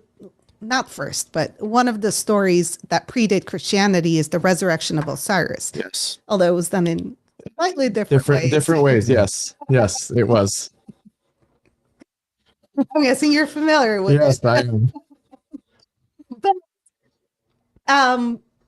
you see this when you think of Saint Gregory coming out of a pit, you can think of it as a form of a resurrection as well, you know? Again, that Christian tradition, that biblical tradition still continues in the telling of that story. So It's always the same thing. It's like you said, the fall and then the rise. Yeah. And absolutely. Every movie you watch is the same thing. I mean, storytelling, and like you said, storytelling is everything. You know, if the story's told the right way, there's ups, downs, love, hate, you know, sadness, happiness. It's all tied together, and it's the way you put it together. That's why, like, when they, you know, make movies, there's movies that are great because they're just put together the right way, and there's movies that are horrible because I mean, look at any good show nowadays. With history, right? Any good show nowadays has almost like the character turn the page like 3 times. They'll be bad, and then they'll kind of you start kind of pulling for them. It's like, oh my god, he's about to be really good, and then all of a sudden he just goes back to being bad. Now you hate him even more, and you want him to die. Yeah, right. It's this fluctuation of your emotions. of course, right? of course. It's also based on, I mean, all of these stories, you know, it's based on the human experience. Of course. Yeah, and in order to be able to relate to people, you have to use that human experience. Yeah. And you use the current concerns that people have, the current experiences. I mean, if you see a movie about something that occurred in the ancient period where a person is worried about losing their land, yeah, you might be able to relate to it, but it's not totally relatable if it's not told in the proper way. Yeah. Who was trying to take the last? Who's the foe? You know, if we go back to episode 1 that we did with Famine, you know, there was also the whole connection of the constellation, the sun, you know, where he mentioned, I think he's watching. I'm not sure if he's on. I think he was on earlier. But like, you know, the whole connection with Jesus, the sun, the 12 disciples, you know, and it seems like it's something that before that, Mithraism, they believe the same concept, right? The sun. Yeah. I mean, even before Mithraism, one of the important things that we need to remember is how much of an influence Zoroastrianism has had on both Judaism and Christianity. So a lot of these monotheistic, wasn't it? More or less. Zoroastrianism? Yeah. it was there's the argument between it being monotheistic and dualistic. And the reason for dualistic is there's you have Ahura Mazda, and then you have the oh my god, I forgot the name. Zoroaster? No. Ahura Mazda is the sacred one, and then you have the bad one. Oh my god, I can't believe I forgot the name. It's, I mean, yeah, I don't remember the name, but yeah, now I see what you're saying. There's the duality. Yeah. There's the duality, Yeah. but there's Good and evil, yada yada yada. Yeah. the back and forth between you know, the evil wasn't as powerful as the good, so there's still that concept of monotheism that still continues. But then, I mean, when you look at even early Judaism wasn't entirely monotheistic. When you look at the stories of the Bible, I mean, when you the Hebrew Bible, the Old Testament, has been written over hundreds of years. the Torah. Yeah. Yeah. There's various sections of it. And there are sections when it talks about Elohim being the God above all gods. Yeah. So that polytheistic system was still within Judaism. So those ideas still continued, none of these were entirely monotheistic. And again, this is that process of adaptation and changes and transformation of a belief system so that it takes its new form. Again, it was done with Armenians when they converted to Christianity. But I mean, so realistically speaking, is Armenian Christianity the same as Protestant Christianity? What did you say that evolved over time in terms of the? Well, that kind of leads into the next question, I think, which was, the evolution of the church and the politics that came with it. The constant back and forth. The arguments between now they believe this way. Well, was Jesus, now you're getting like the secular stuff, right? Yeah. So, and that's what I was about to say. But I would like the Protestant thing that evolved over time, especially during like the Renaissance era and yada yada. But we're not trying to talk about that, but that was specific to the culture in that region. Yeah, absolutely. Very specific. And that's the case with the Armenian too. So aside from the church, even the belief and the practices of Armenian Christians is different, because it's different. It's absolutely different until this day. And it's part of that negotiation, the 6 steps that we talked about, the revitalization process. It's that negotiation between the new faith and the indigenous belief systems, because you can't just, in Egypt, Akhenaten tried to create a new belief system based on force, and it failed miserably. It instantly fell apart once he was no longer the pharaoh, because you need to understand how to bring in the belief systems of the indigenous population, the indigenous belief systems, and create the syncretism, the belief systems of the new belief systems and the old, and just blend them together. And it's a process. It takes a long period of time, but we see remnants of this pre-Christian practices among Armenians, of course, everywhere. Yeah. I don't know if you guys know about, I don't know her last name, but Artsakh veteran Anush. So she has an Instagram profile, Anush for Justice. And today she had posted this very interesting picture that coincided perfectly with this, with what's happening today. It was a tree where different parts of, I think it was a goat, different body parts of a goat were tied to a tree in Mardakert, Artsakh. And this is part of that offering, the pre-Christian notion of offerings for prayers and protection that's still practiced. This occurs in Armenia, maybe not in this form, but I'm guessing this was part of a sacrifice, a matach. This was part of a matach. By the way, I never knew. Well, over here, I never knew anybody really did anything. I know about the blood and the cross and whatnot, but not anything. But offering else. to the gods or to the gods, tied to a tree.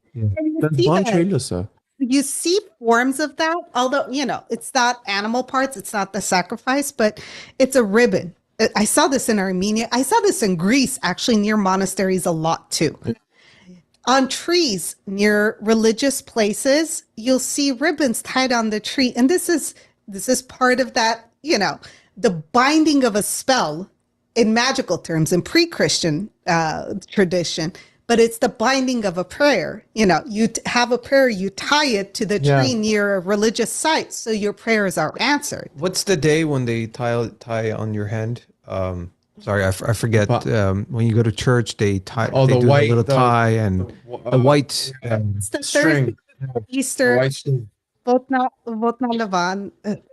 No. This is way before that. It's what Paul sent home. Like they tie this where it's supposed to fall off by itself, and then, there's so many myths about it. Where for females, like your future husband's gonna come in your dreams and all this stuff. But so in regards to that, I have to speak into the mic. I keep forgetting. It's okay. It's okay. Don't learn from me. I'm guilty of it all the time. There are other forms of I keep forgetting when, I think this is during Mujnik, during the Lent period, when you eat a piece of the coin or something that's within the gata. Oh yeah, my grandma used to do that when we were younger. They do that she used to put a dime. in kufta. Usually kufta, like To you in your dream, you'll see your future husband, or it's along those lines. That's even magical thinking as well. Yes, it never worked for me. one day, I still believe. Dude, I got that thing like 5 times, man. It's like, shit. Maybe those are all the verses you avoided. Yeah, there you go. Maybe. Think positive. Just say, since we were touching on it tonight, I might as well make fun of it in some form. Even form of magical thinking, a pre-Christian pagan tradition of divination. Yeah. You're divining the future through dreams. And even the thread that we put, the tradition is there are 7 prayers that are, there are 7 prayers during that night. Mm-hmm. And with each prayer, they put out 1 candle. There are 7 candles lit in the church. And each time they put out the candle, you say a prayer, make a wish. Realistically, everyone, that's not everyone, but like every time I have gone, most people are there with like 5,000 threads in there. One of them, sorry. It's like going and buying 5,000 lottery tickets. Just for them, it's for their loved ones too. People give it to me too. I've done it for people who are going through health issues or difficult times, Yeah. But for each one, you make a wish, say a prayer, and then you tie a knot. That is magical thinking and magical pre-Christian pagan practice of you bind a spell. Yeah. And that's still practiced. It's practiced within the church. But, some see it as a negative thing. I think it's beautiful. I love all of this stuff because it's so rich. And every culture, even though, they're Christian, they're adherent, every culture has this. Every religious group has all of these things. And this is what makes it so much more interesting. It's that process of people bringing in old belief systems into the new and continuing that. I mean, think about how long this practice has been taking place. This predates Christianity. And again, I think that was another smart move by the Armenian church. The understanding, and the Catholic Church has done the same, because in the Americas, when you have had colonial Catholic domination, various religions have arisen that employ that have that syncretism. They take the Catholic belief systems and apply indigenous belief systems, and this new form of religion is born. That was very smart on the part of the Armenian church, allowing for these various twists of indigenous practices to be brought into the new religion and to continue to practice it. Yeah. Now, when we talked about, but if I may, it's not just those magical spells. I mean, if you go back, even the last episode, Catholicos Komitas, the first one, the hymns that he wrote are old pagan traditional songs, and it was more or less a little bit melodies. It was a little bit after the 5th. It was in the 7th century. Yeah, it was in the 7th century. He went back to the pagan, the hymns, the older, not the words obviously, but the melodies were all from pagan songs that were sang in villages and the lower class, I guess you can say. Good way to tie that in. Yeah, and then you go. Also, you can bring in Vartavar, right? Oh, of course. One of the most famous old pagans, but they had to accept it, right? And they changed it a little bit. They changed it. Tarandes, there you go. One of the oldest, traditions. Absolutely. And it was changed. Again, it was changed to this is a good thing. This is a good thing. The people think about it like it's not a negative. It's a great thing that they brought this because it shows how far our traditions go. I don't know if automatic is part of that, but there's so many things that we still till this day, it doesn't matter if you're extremely religious, if you go to church or not, whatever, but these are traditions that we all till this day practice and it's just fun and it's enjoyable. Those are some of the funnest ones because if you then it just kind of boring. It's not boring. It's less relatable, because it's such an integral part of culture as well, true. And just do we have time for Atamhati? Because I could give you a little Yeah, bit. for it. Go for it. We have time. Do you have time? Because you have a babysitter. So. Not a babysitter. She's staying with my mom. So Oh, okay. All right. Well, she will take away her sponsorship. Don't call her a babysitter. sorry about that. Edit. We can't edit that out. Sorry about that. Edit that out. Yes. I don't know how to respond to that. Just keep it going. But just really quickly about the Atamhati, it's actually very interesting. It's an agrarian tradition, tied to the agricultural practices, because when you see the events that occur, well, except for choosing a profession, these are more modern professions, but you see the sprinkling of the hatik. Yes. The teeth are tied to the hatik as well. Yeah. It's part of that, the fertility of the land, the abundance of the land. And so to compensate for what's being, to celebrate the coming out of the teeth, which correlates with the wheat, the blossoming of the wheat, and the cereal crops in general. To celebrate that, they sprinkle various cereals on top of the baby. So it's very much tied to the agrarian culture, and I mean that definitely predates Christianity, but even Mithraism or even Zoroastrianism to some extent. So Wow. Imagine Wow, how far back does that go, man? See? It's amazing. Go ahead, one more. You have the floor. I just don't want people to tune out. That's Are you guys enjoying We're this? still holding strong. People are saying great discussion. Well done, Madlen. We do have some questions. I'll ask you. It's just I don't want to cut you off. Line up your questions, guys. Yeah, guys. And if you asked a question that we might have missed, ask it again, and we'll go ahead. I think we have that last question that I asked. If we can dive into that, and then after that, we'll take questions from the audience. absolutely. And then we have the time machine. Question. Which we'll ask you later. But so go ahead. What were you gonna?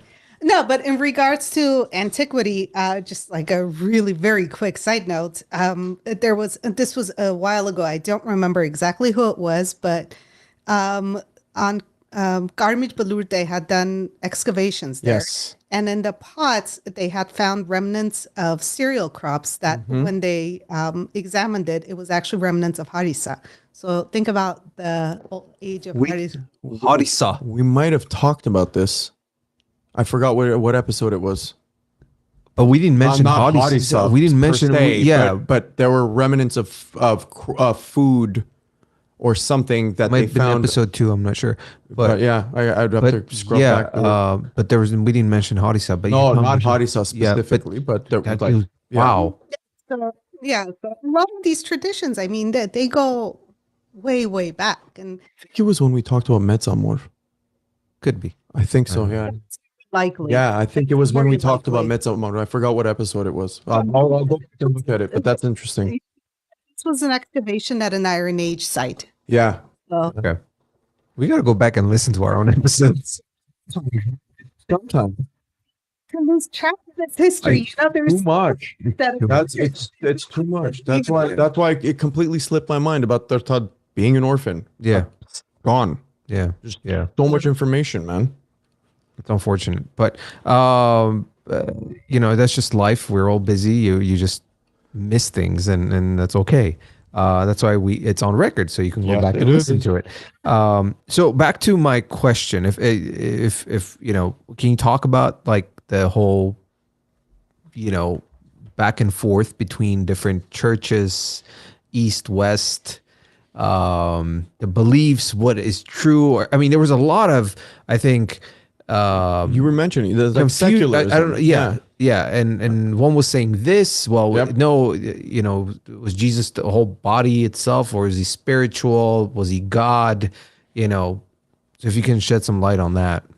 So, in respect to that actually caused several councils of the churches, of the early churches, and in the fourth, fifth, I mean, the councils have continued since then, but some of the most important councils were the Council of Nicaea in 325. Now, this was the first one. And an important part for this was determining the divine nature of Christ. Now, this is where the notion of Nestorianism and the Church of the East, which was one of the was the thing that I emailed you. All materialized. Yes. So the nature of Christ was decided during this very first council. Now, Nestorians were arguing that, well, there was also Arianism. So this was a battle between Arianism and Alexandrianism. But the argument was that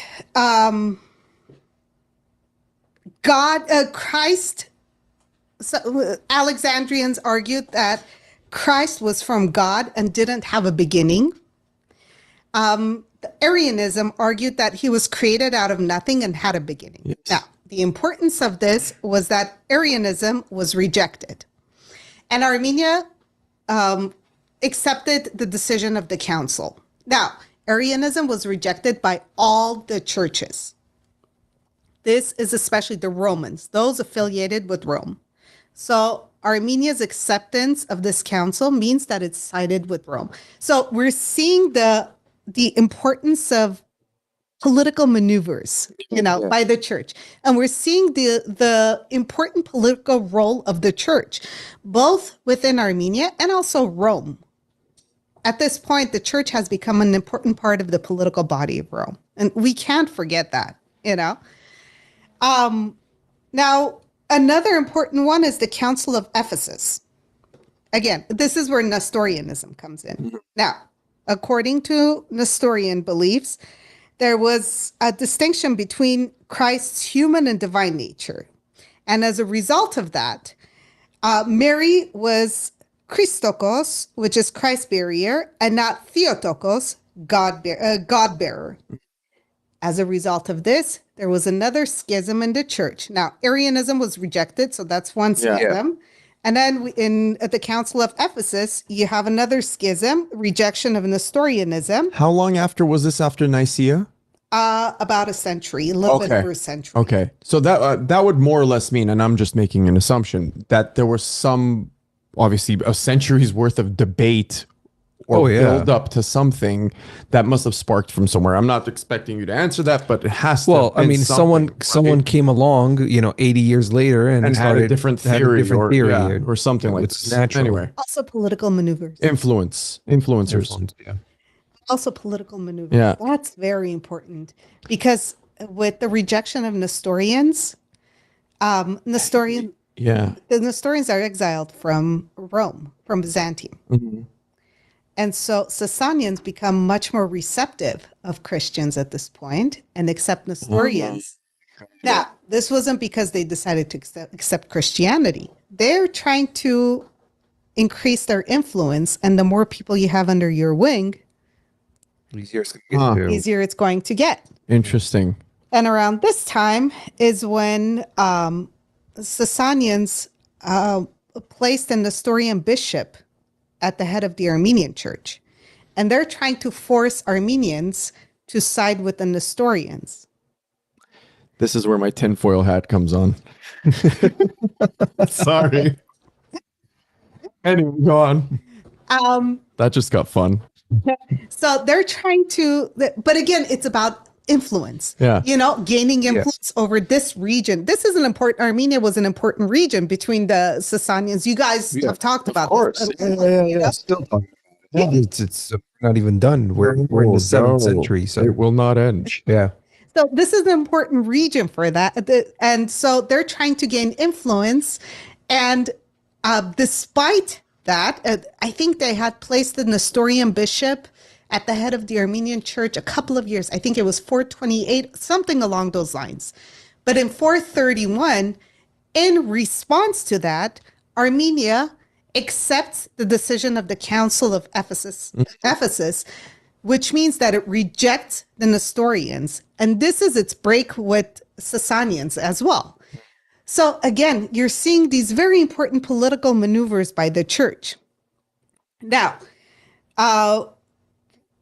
following this, you have the Council of Chalcedon in 451, and during the 451, Vartanant's wars. Now, see, this is where my tinfoil hat comes on. You're the only one that's left. Mine's in the drawer. I'm keeping it there for now. Go ahead. So, according to historians, the Armenian Church was unable to attend the Council of Chalcedon. Now, during the Council of Chalcedon, once again, so between 325 and 451, you see the return of notions of Arianism within the Roman Church, and you see this back and forth. So these are battles of what the essence of Christ is. And so there are smaller councils that occur prior to that, but the larger councils that include all of the churches occur. One of them is the Council of Chalcedon in 451 to try to determine the essence of Christ. Yeah. And this is where ideas of monophysitism, miaphysitism, and diaphysitism come into play. Can you explain what those three are? Or say that 10 times. Not within a limited time frame. And so monophysitism argues that Christ... Should we look it up? The human quality and the sacred quality of Christ are all in one. Diaphysitism argues that there's the human quality of Christ and the sacred quality of Christ. Now, during the Council of Chalcedon, monophysitism was rejected. And the diaphysistic definition that considered Christ full deity and full human existing within one person was accepted. Okay. As a result of this, you see one more schism that occurs in the church, and this is where the Oriental Orthodox churches are born, and then you have all the churches that are aligned with Rome. It's hard to keep track. Yeah, it is. It is. I mean, I never thought about the differences. Growing up, what the Greek Orthodox Church was, the Catholic Church, I really didn't. I didn't care. Well, to be honest with you, you never think about it. You just think it's all the same until you start figuring out that, wow, there's like 80 different versions of this. Absolutely. And a lot of Armenians tend to mistake. No, and a lot of Armenians mistakenly associate the Armenian Apostolic Church with the Orthodox churches. Which is not. Yeah. It is absolutely not. Completely different. Yes. Completely different. I mean, that was the thing. But the Apostolic Church is that Jesus is God, the Holy Spirit, and the Son. I guess all three. What is it? The Holy Trinity. The Holy Trinity. The Holy Trinity. That's what he is. Yeah. Miaphysite, which was accepted by. Which was it wasn't discussed. Monophysite was rejected. Diophysite was accepted during Chalcedon. Yeah. Armenia was absent as a result of the war. I think this may have been a strategic move because during 451, you're seeing the encroachment of. Wait, we covered this. Yeah, we did, but not in detail. But because Armenia was missing. Not in terms of religious. Yeah, but but what was happening? Because of the situation, but not in terms like this. Go on, do tell. That's the thing. That was during the period of encroachment of Byzantium on all the other churches, and the Oriental Orthodox churches that split from Rome at this point, from Byzantium at this point. What's the defining line? What's the period of the defining line between Roman Empire and Byzantium? I'm not sure. Somewhere in the 4th or 5th century. Okay, so I think it was around there. I believe so. Yeah. Okay. Yeah. I always get confused during that specific period, but the churches that split from Byzantium at that point are the Syriac, the Coptic, and the Ethiopian. Yeah. And the Armenian is still, we're at war. We can't really decide, you know? Yeah, we're a little bit busy trying not to die. So you guys can't little tight up here. Argue amongst yourselves. Figure it out. Somebody talk for me. But then, because of this schism, Byzantium is still trying to maintain its power over these churches. And some of it is through force, but then other emperors come into play, like Zeno, who tries to create some kind of a balance so that it could incorporate these churches back into the control of the Byzantium. And so he has this document of the Henoticon. I didn't pronounce it right. I know that. Do you know? How is it spelled? Henotikoon.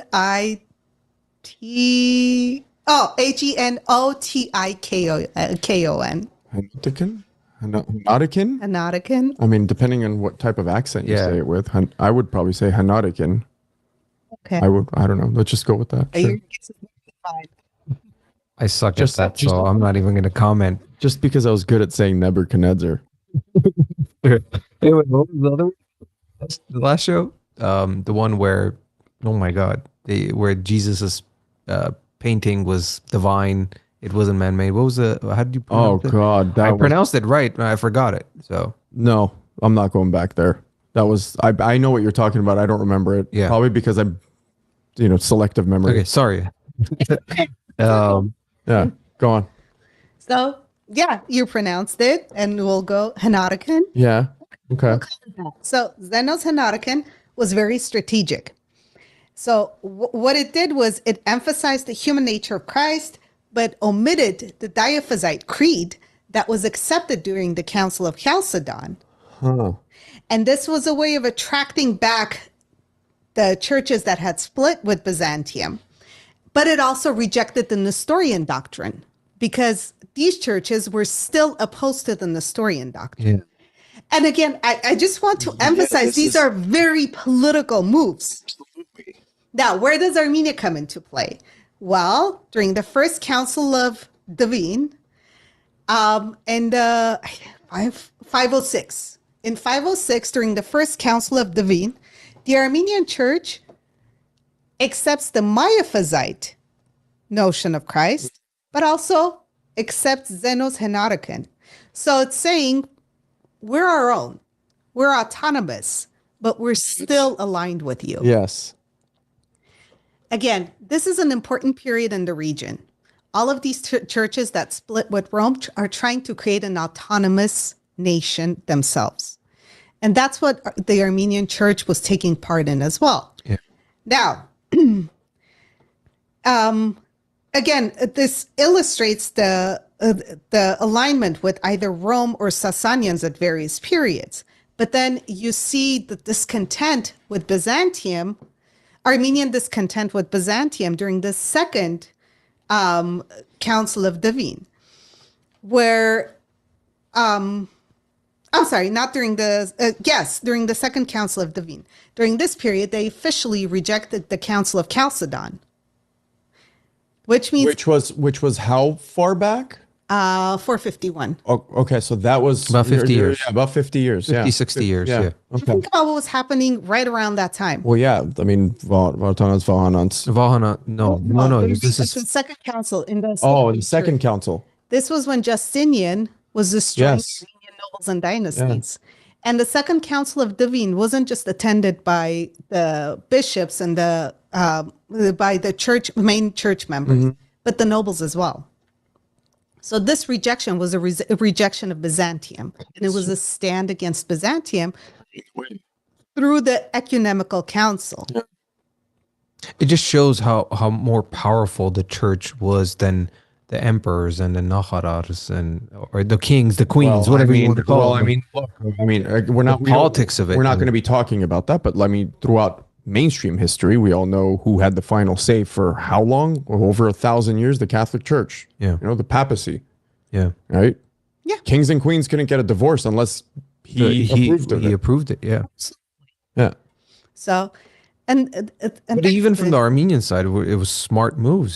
Still politics doesn't, the church or not the church, everything was like politically thought out. Well, yeah, you had to. And thinking about the Who future. are you going to align with? Especially I bring back the geographical location.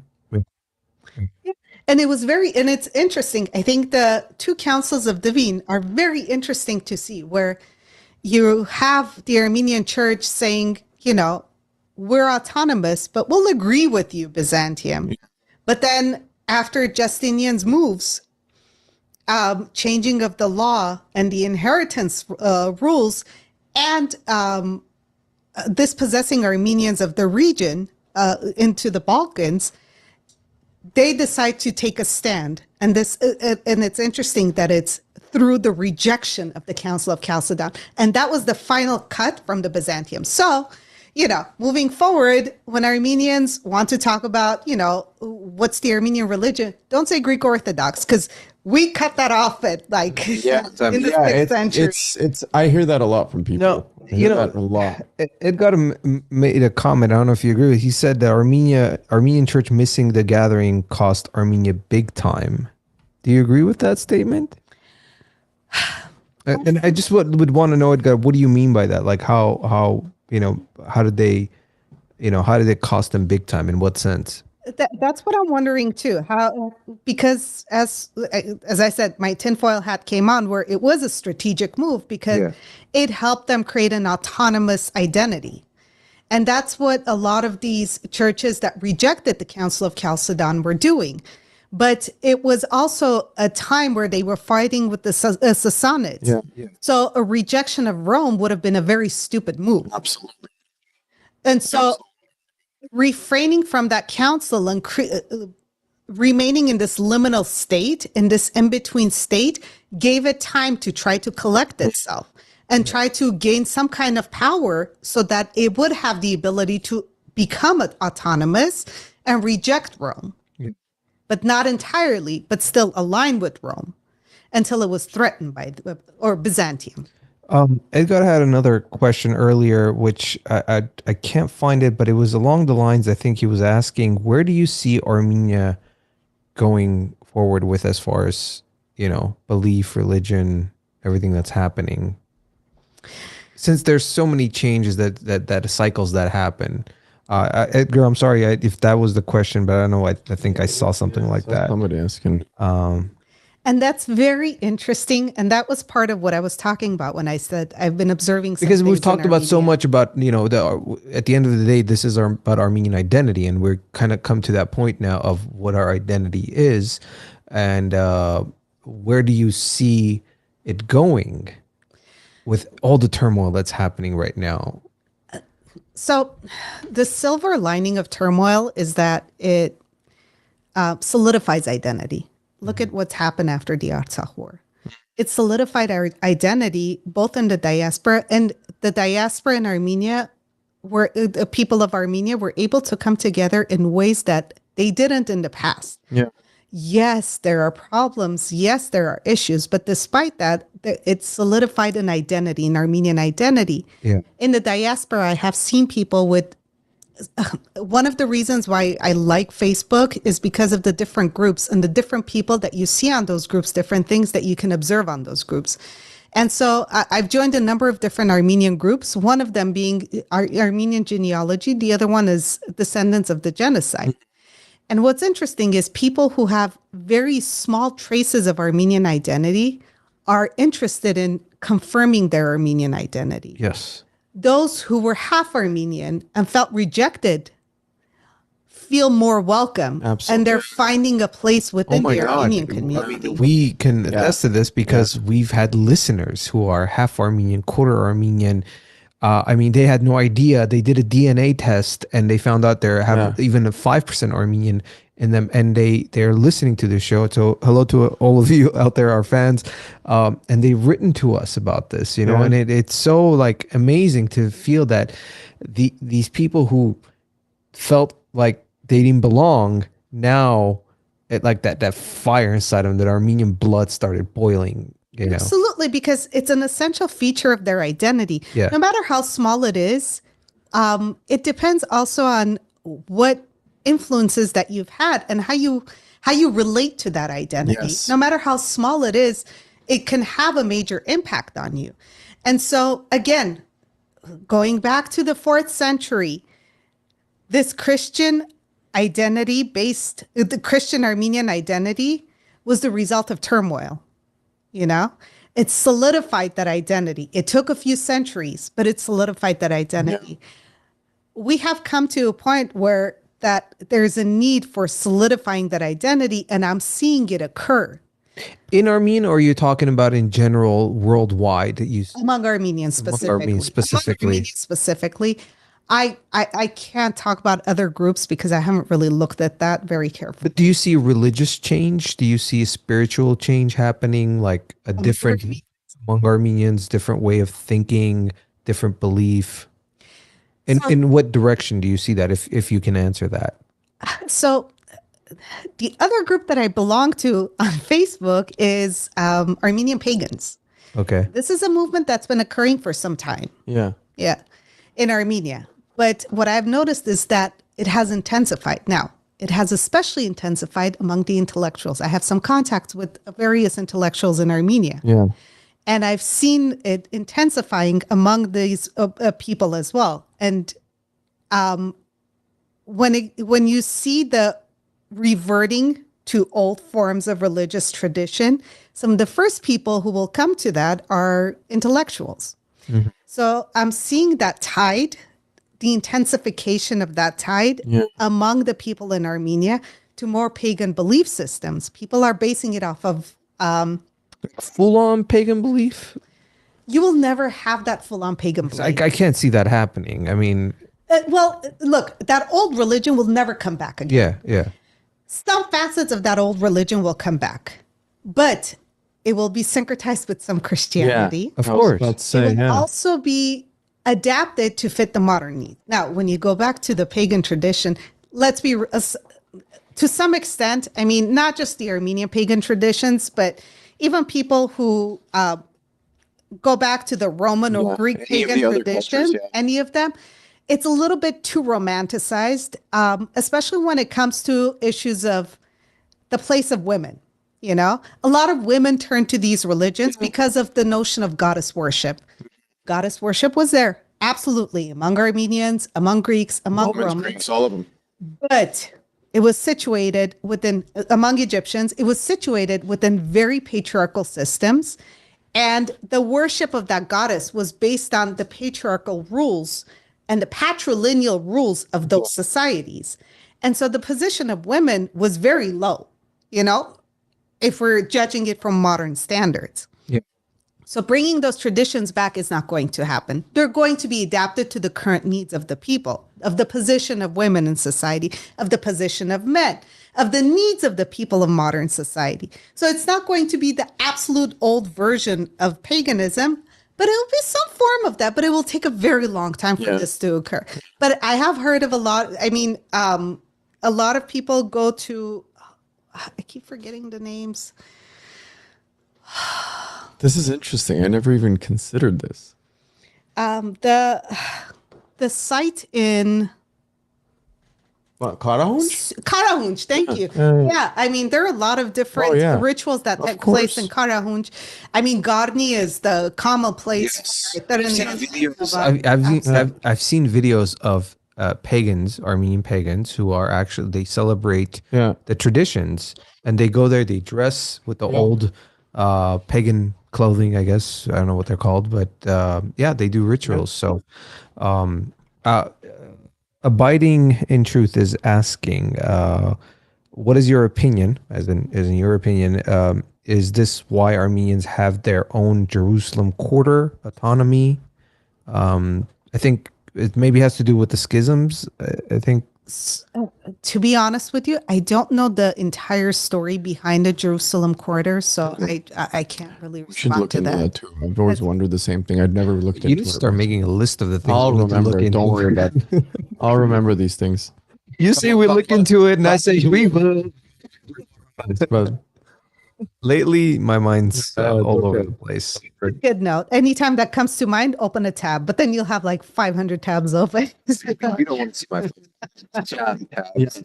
I leave them open on purpose. Yep. On purpose. I have to. Yeah. If something comes across, I'm like, okay, this is for later.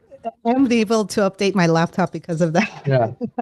Angelica says, thankful for the show. Well, we're thankful for you guys being our audience. AZ says, I'm hooked. Thank you guys. We appreciate the support. Guys. Thank you for hanging out with us. We've been Thank you, talking our amazing guest. yeah, for almost 3 hours now. Told you we're going to go long, but it's a great conversation, honestly. And if you guys have any questions, ask us now because we will be ending the show soon. Do you want to mention anything before we ask you the last question? Time machine question. I mean, overall, going back to the identity and everything, like you said, you seeing the change.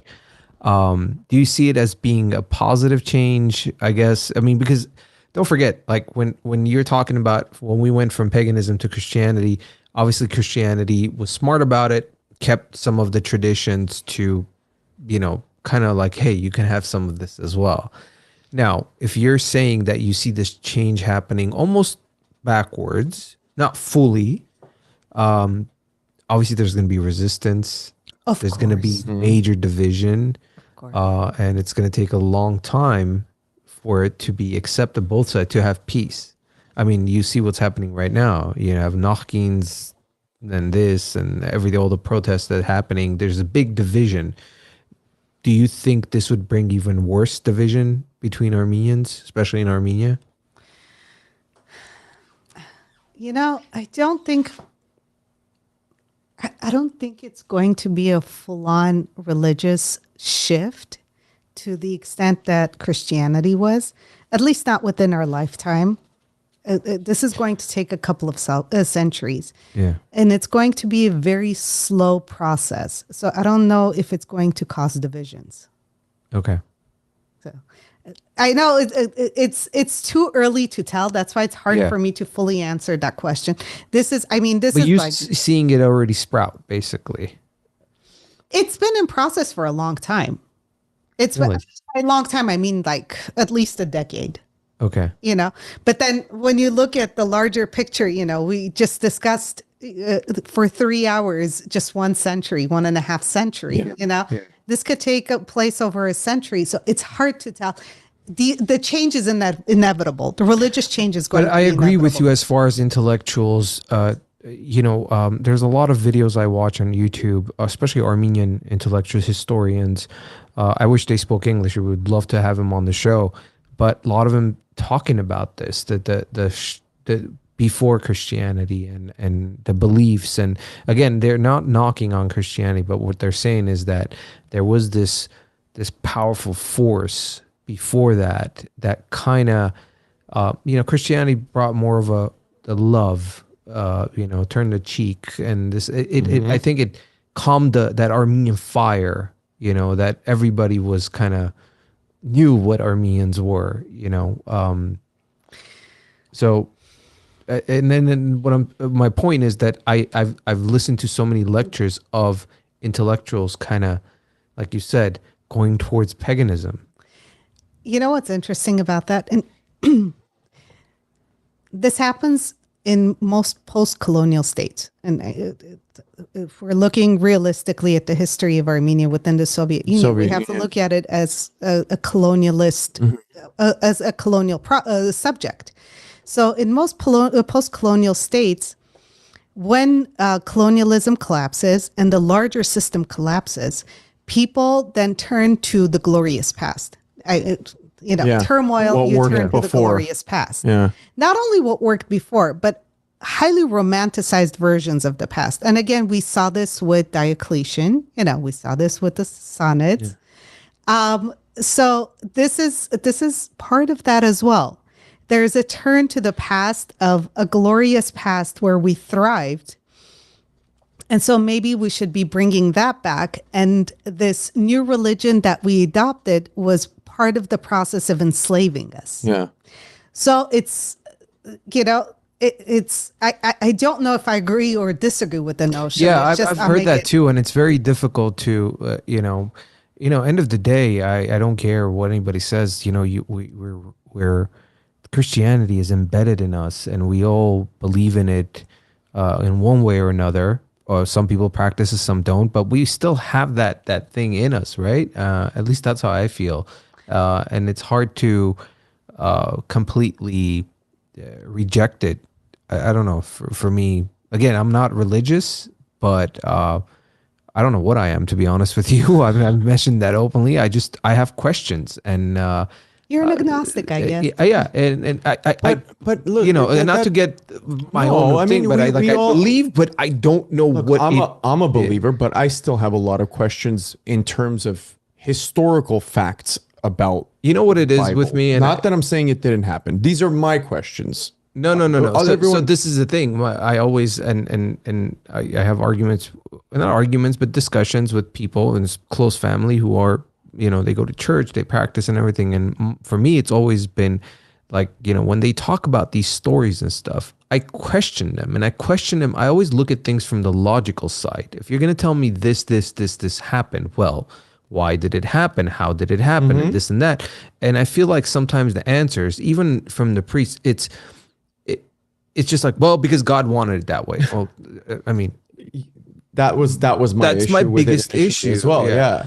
So again, I'm not going to dive into that, but half the beauty is looking into it.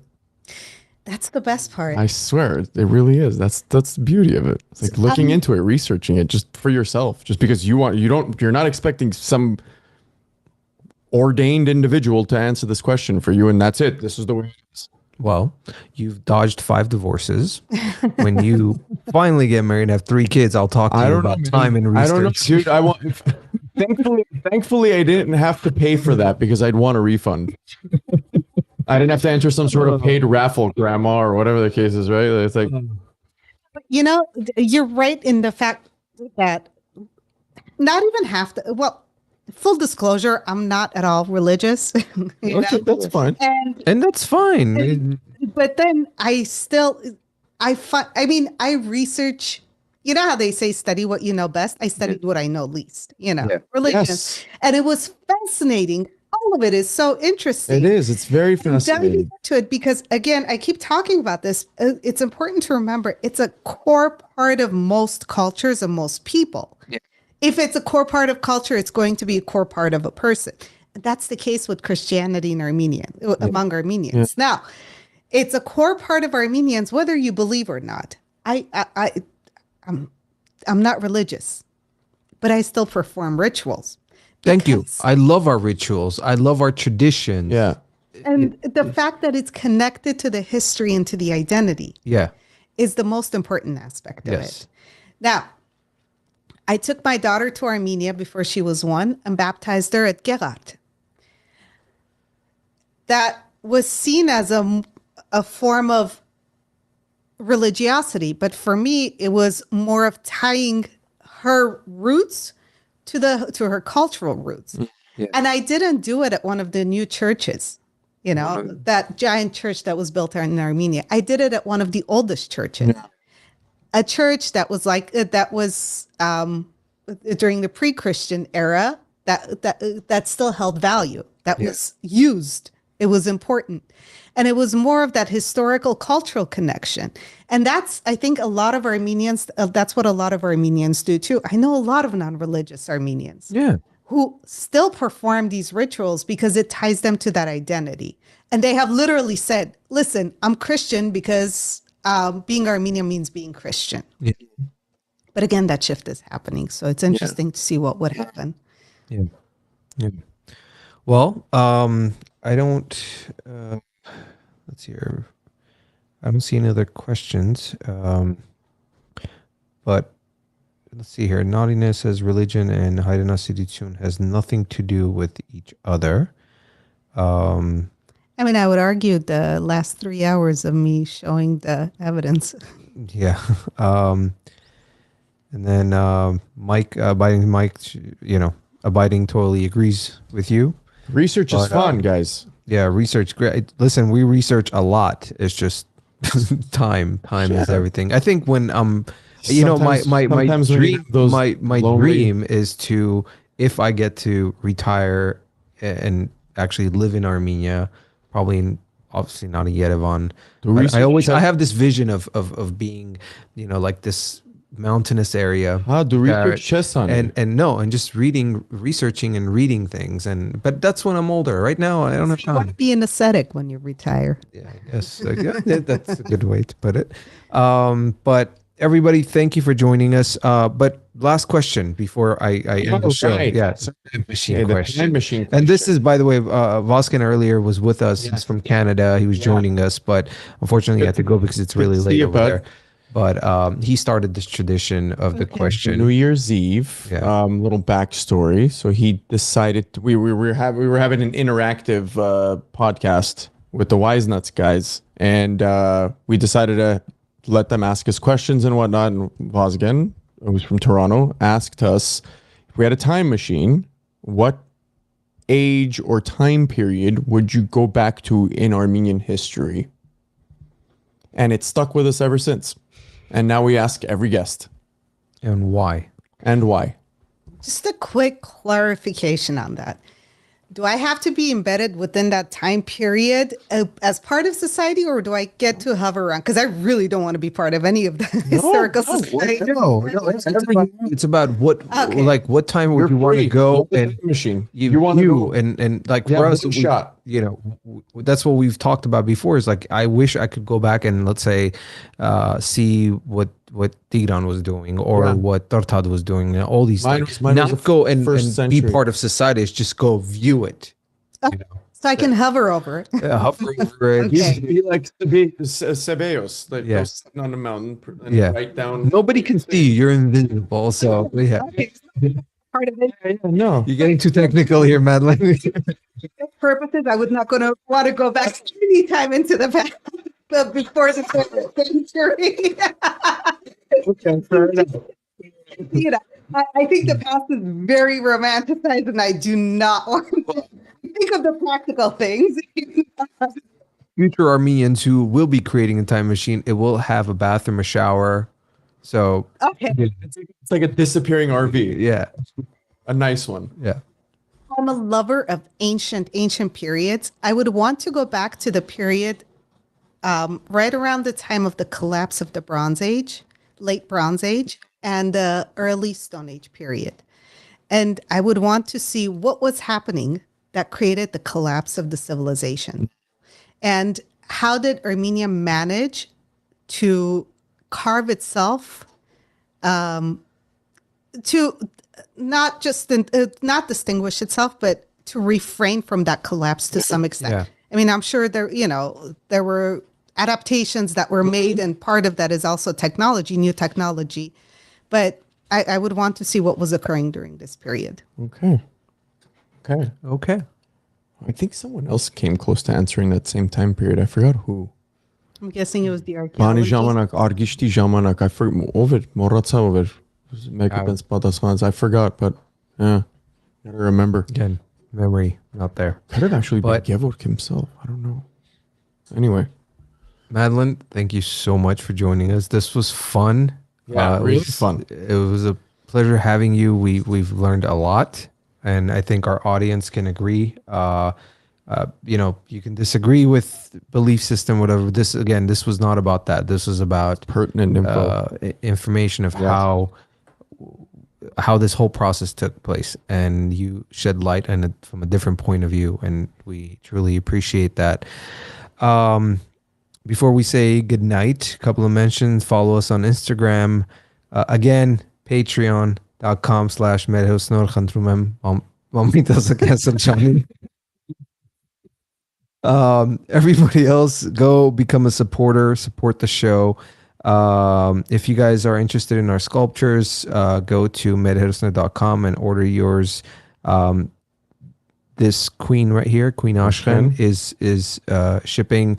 We're waiting for the boxes on Komitas and Andranik. Those will start shipping soon as well. And always Tigran and Vartan are available. Subscribe to our YouTube channel so you get notified when we go live. We don't go live all the time, but when we do, you'll get notified.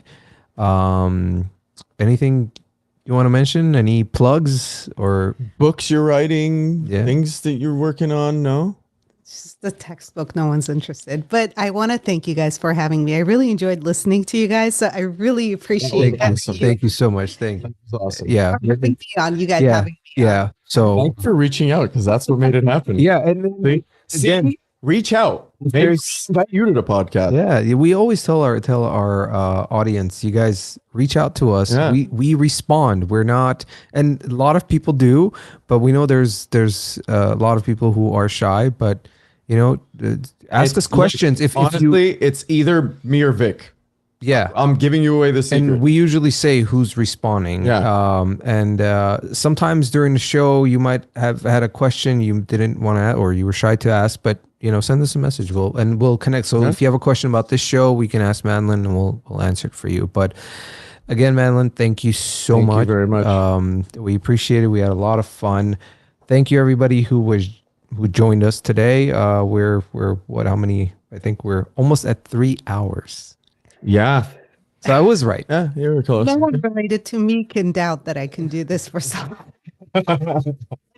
Listen, when you talk about what you love, okay, time flies. Yeah. Time flies. My husband said he was going to listen, but I don't think he did.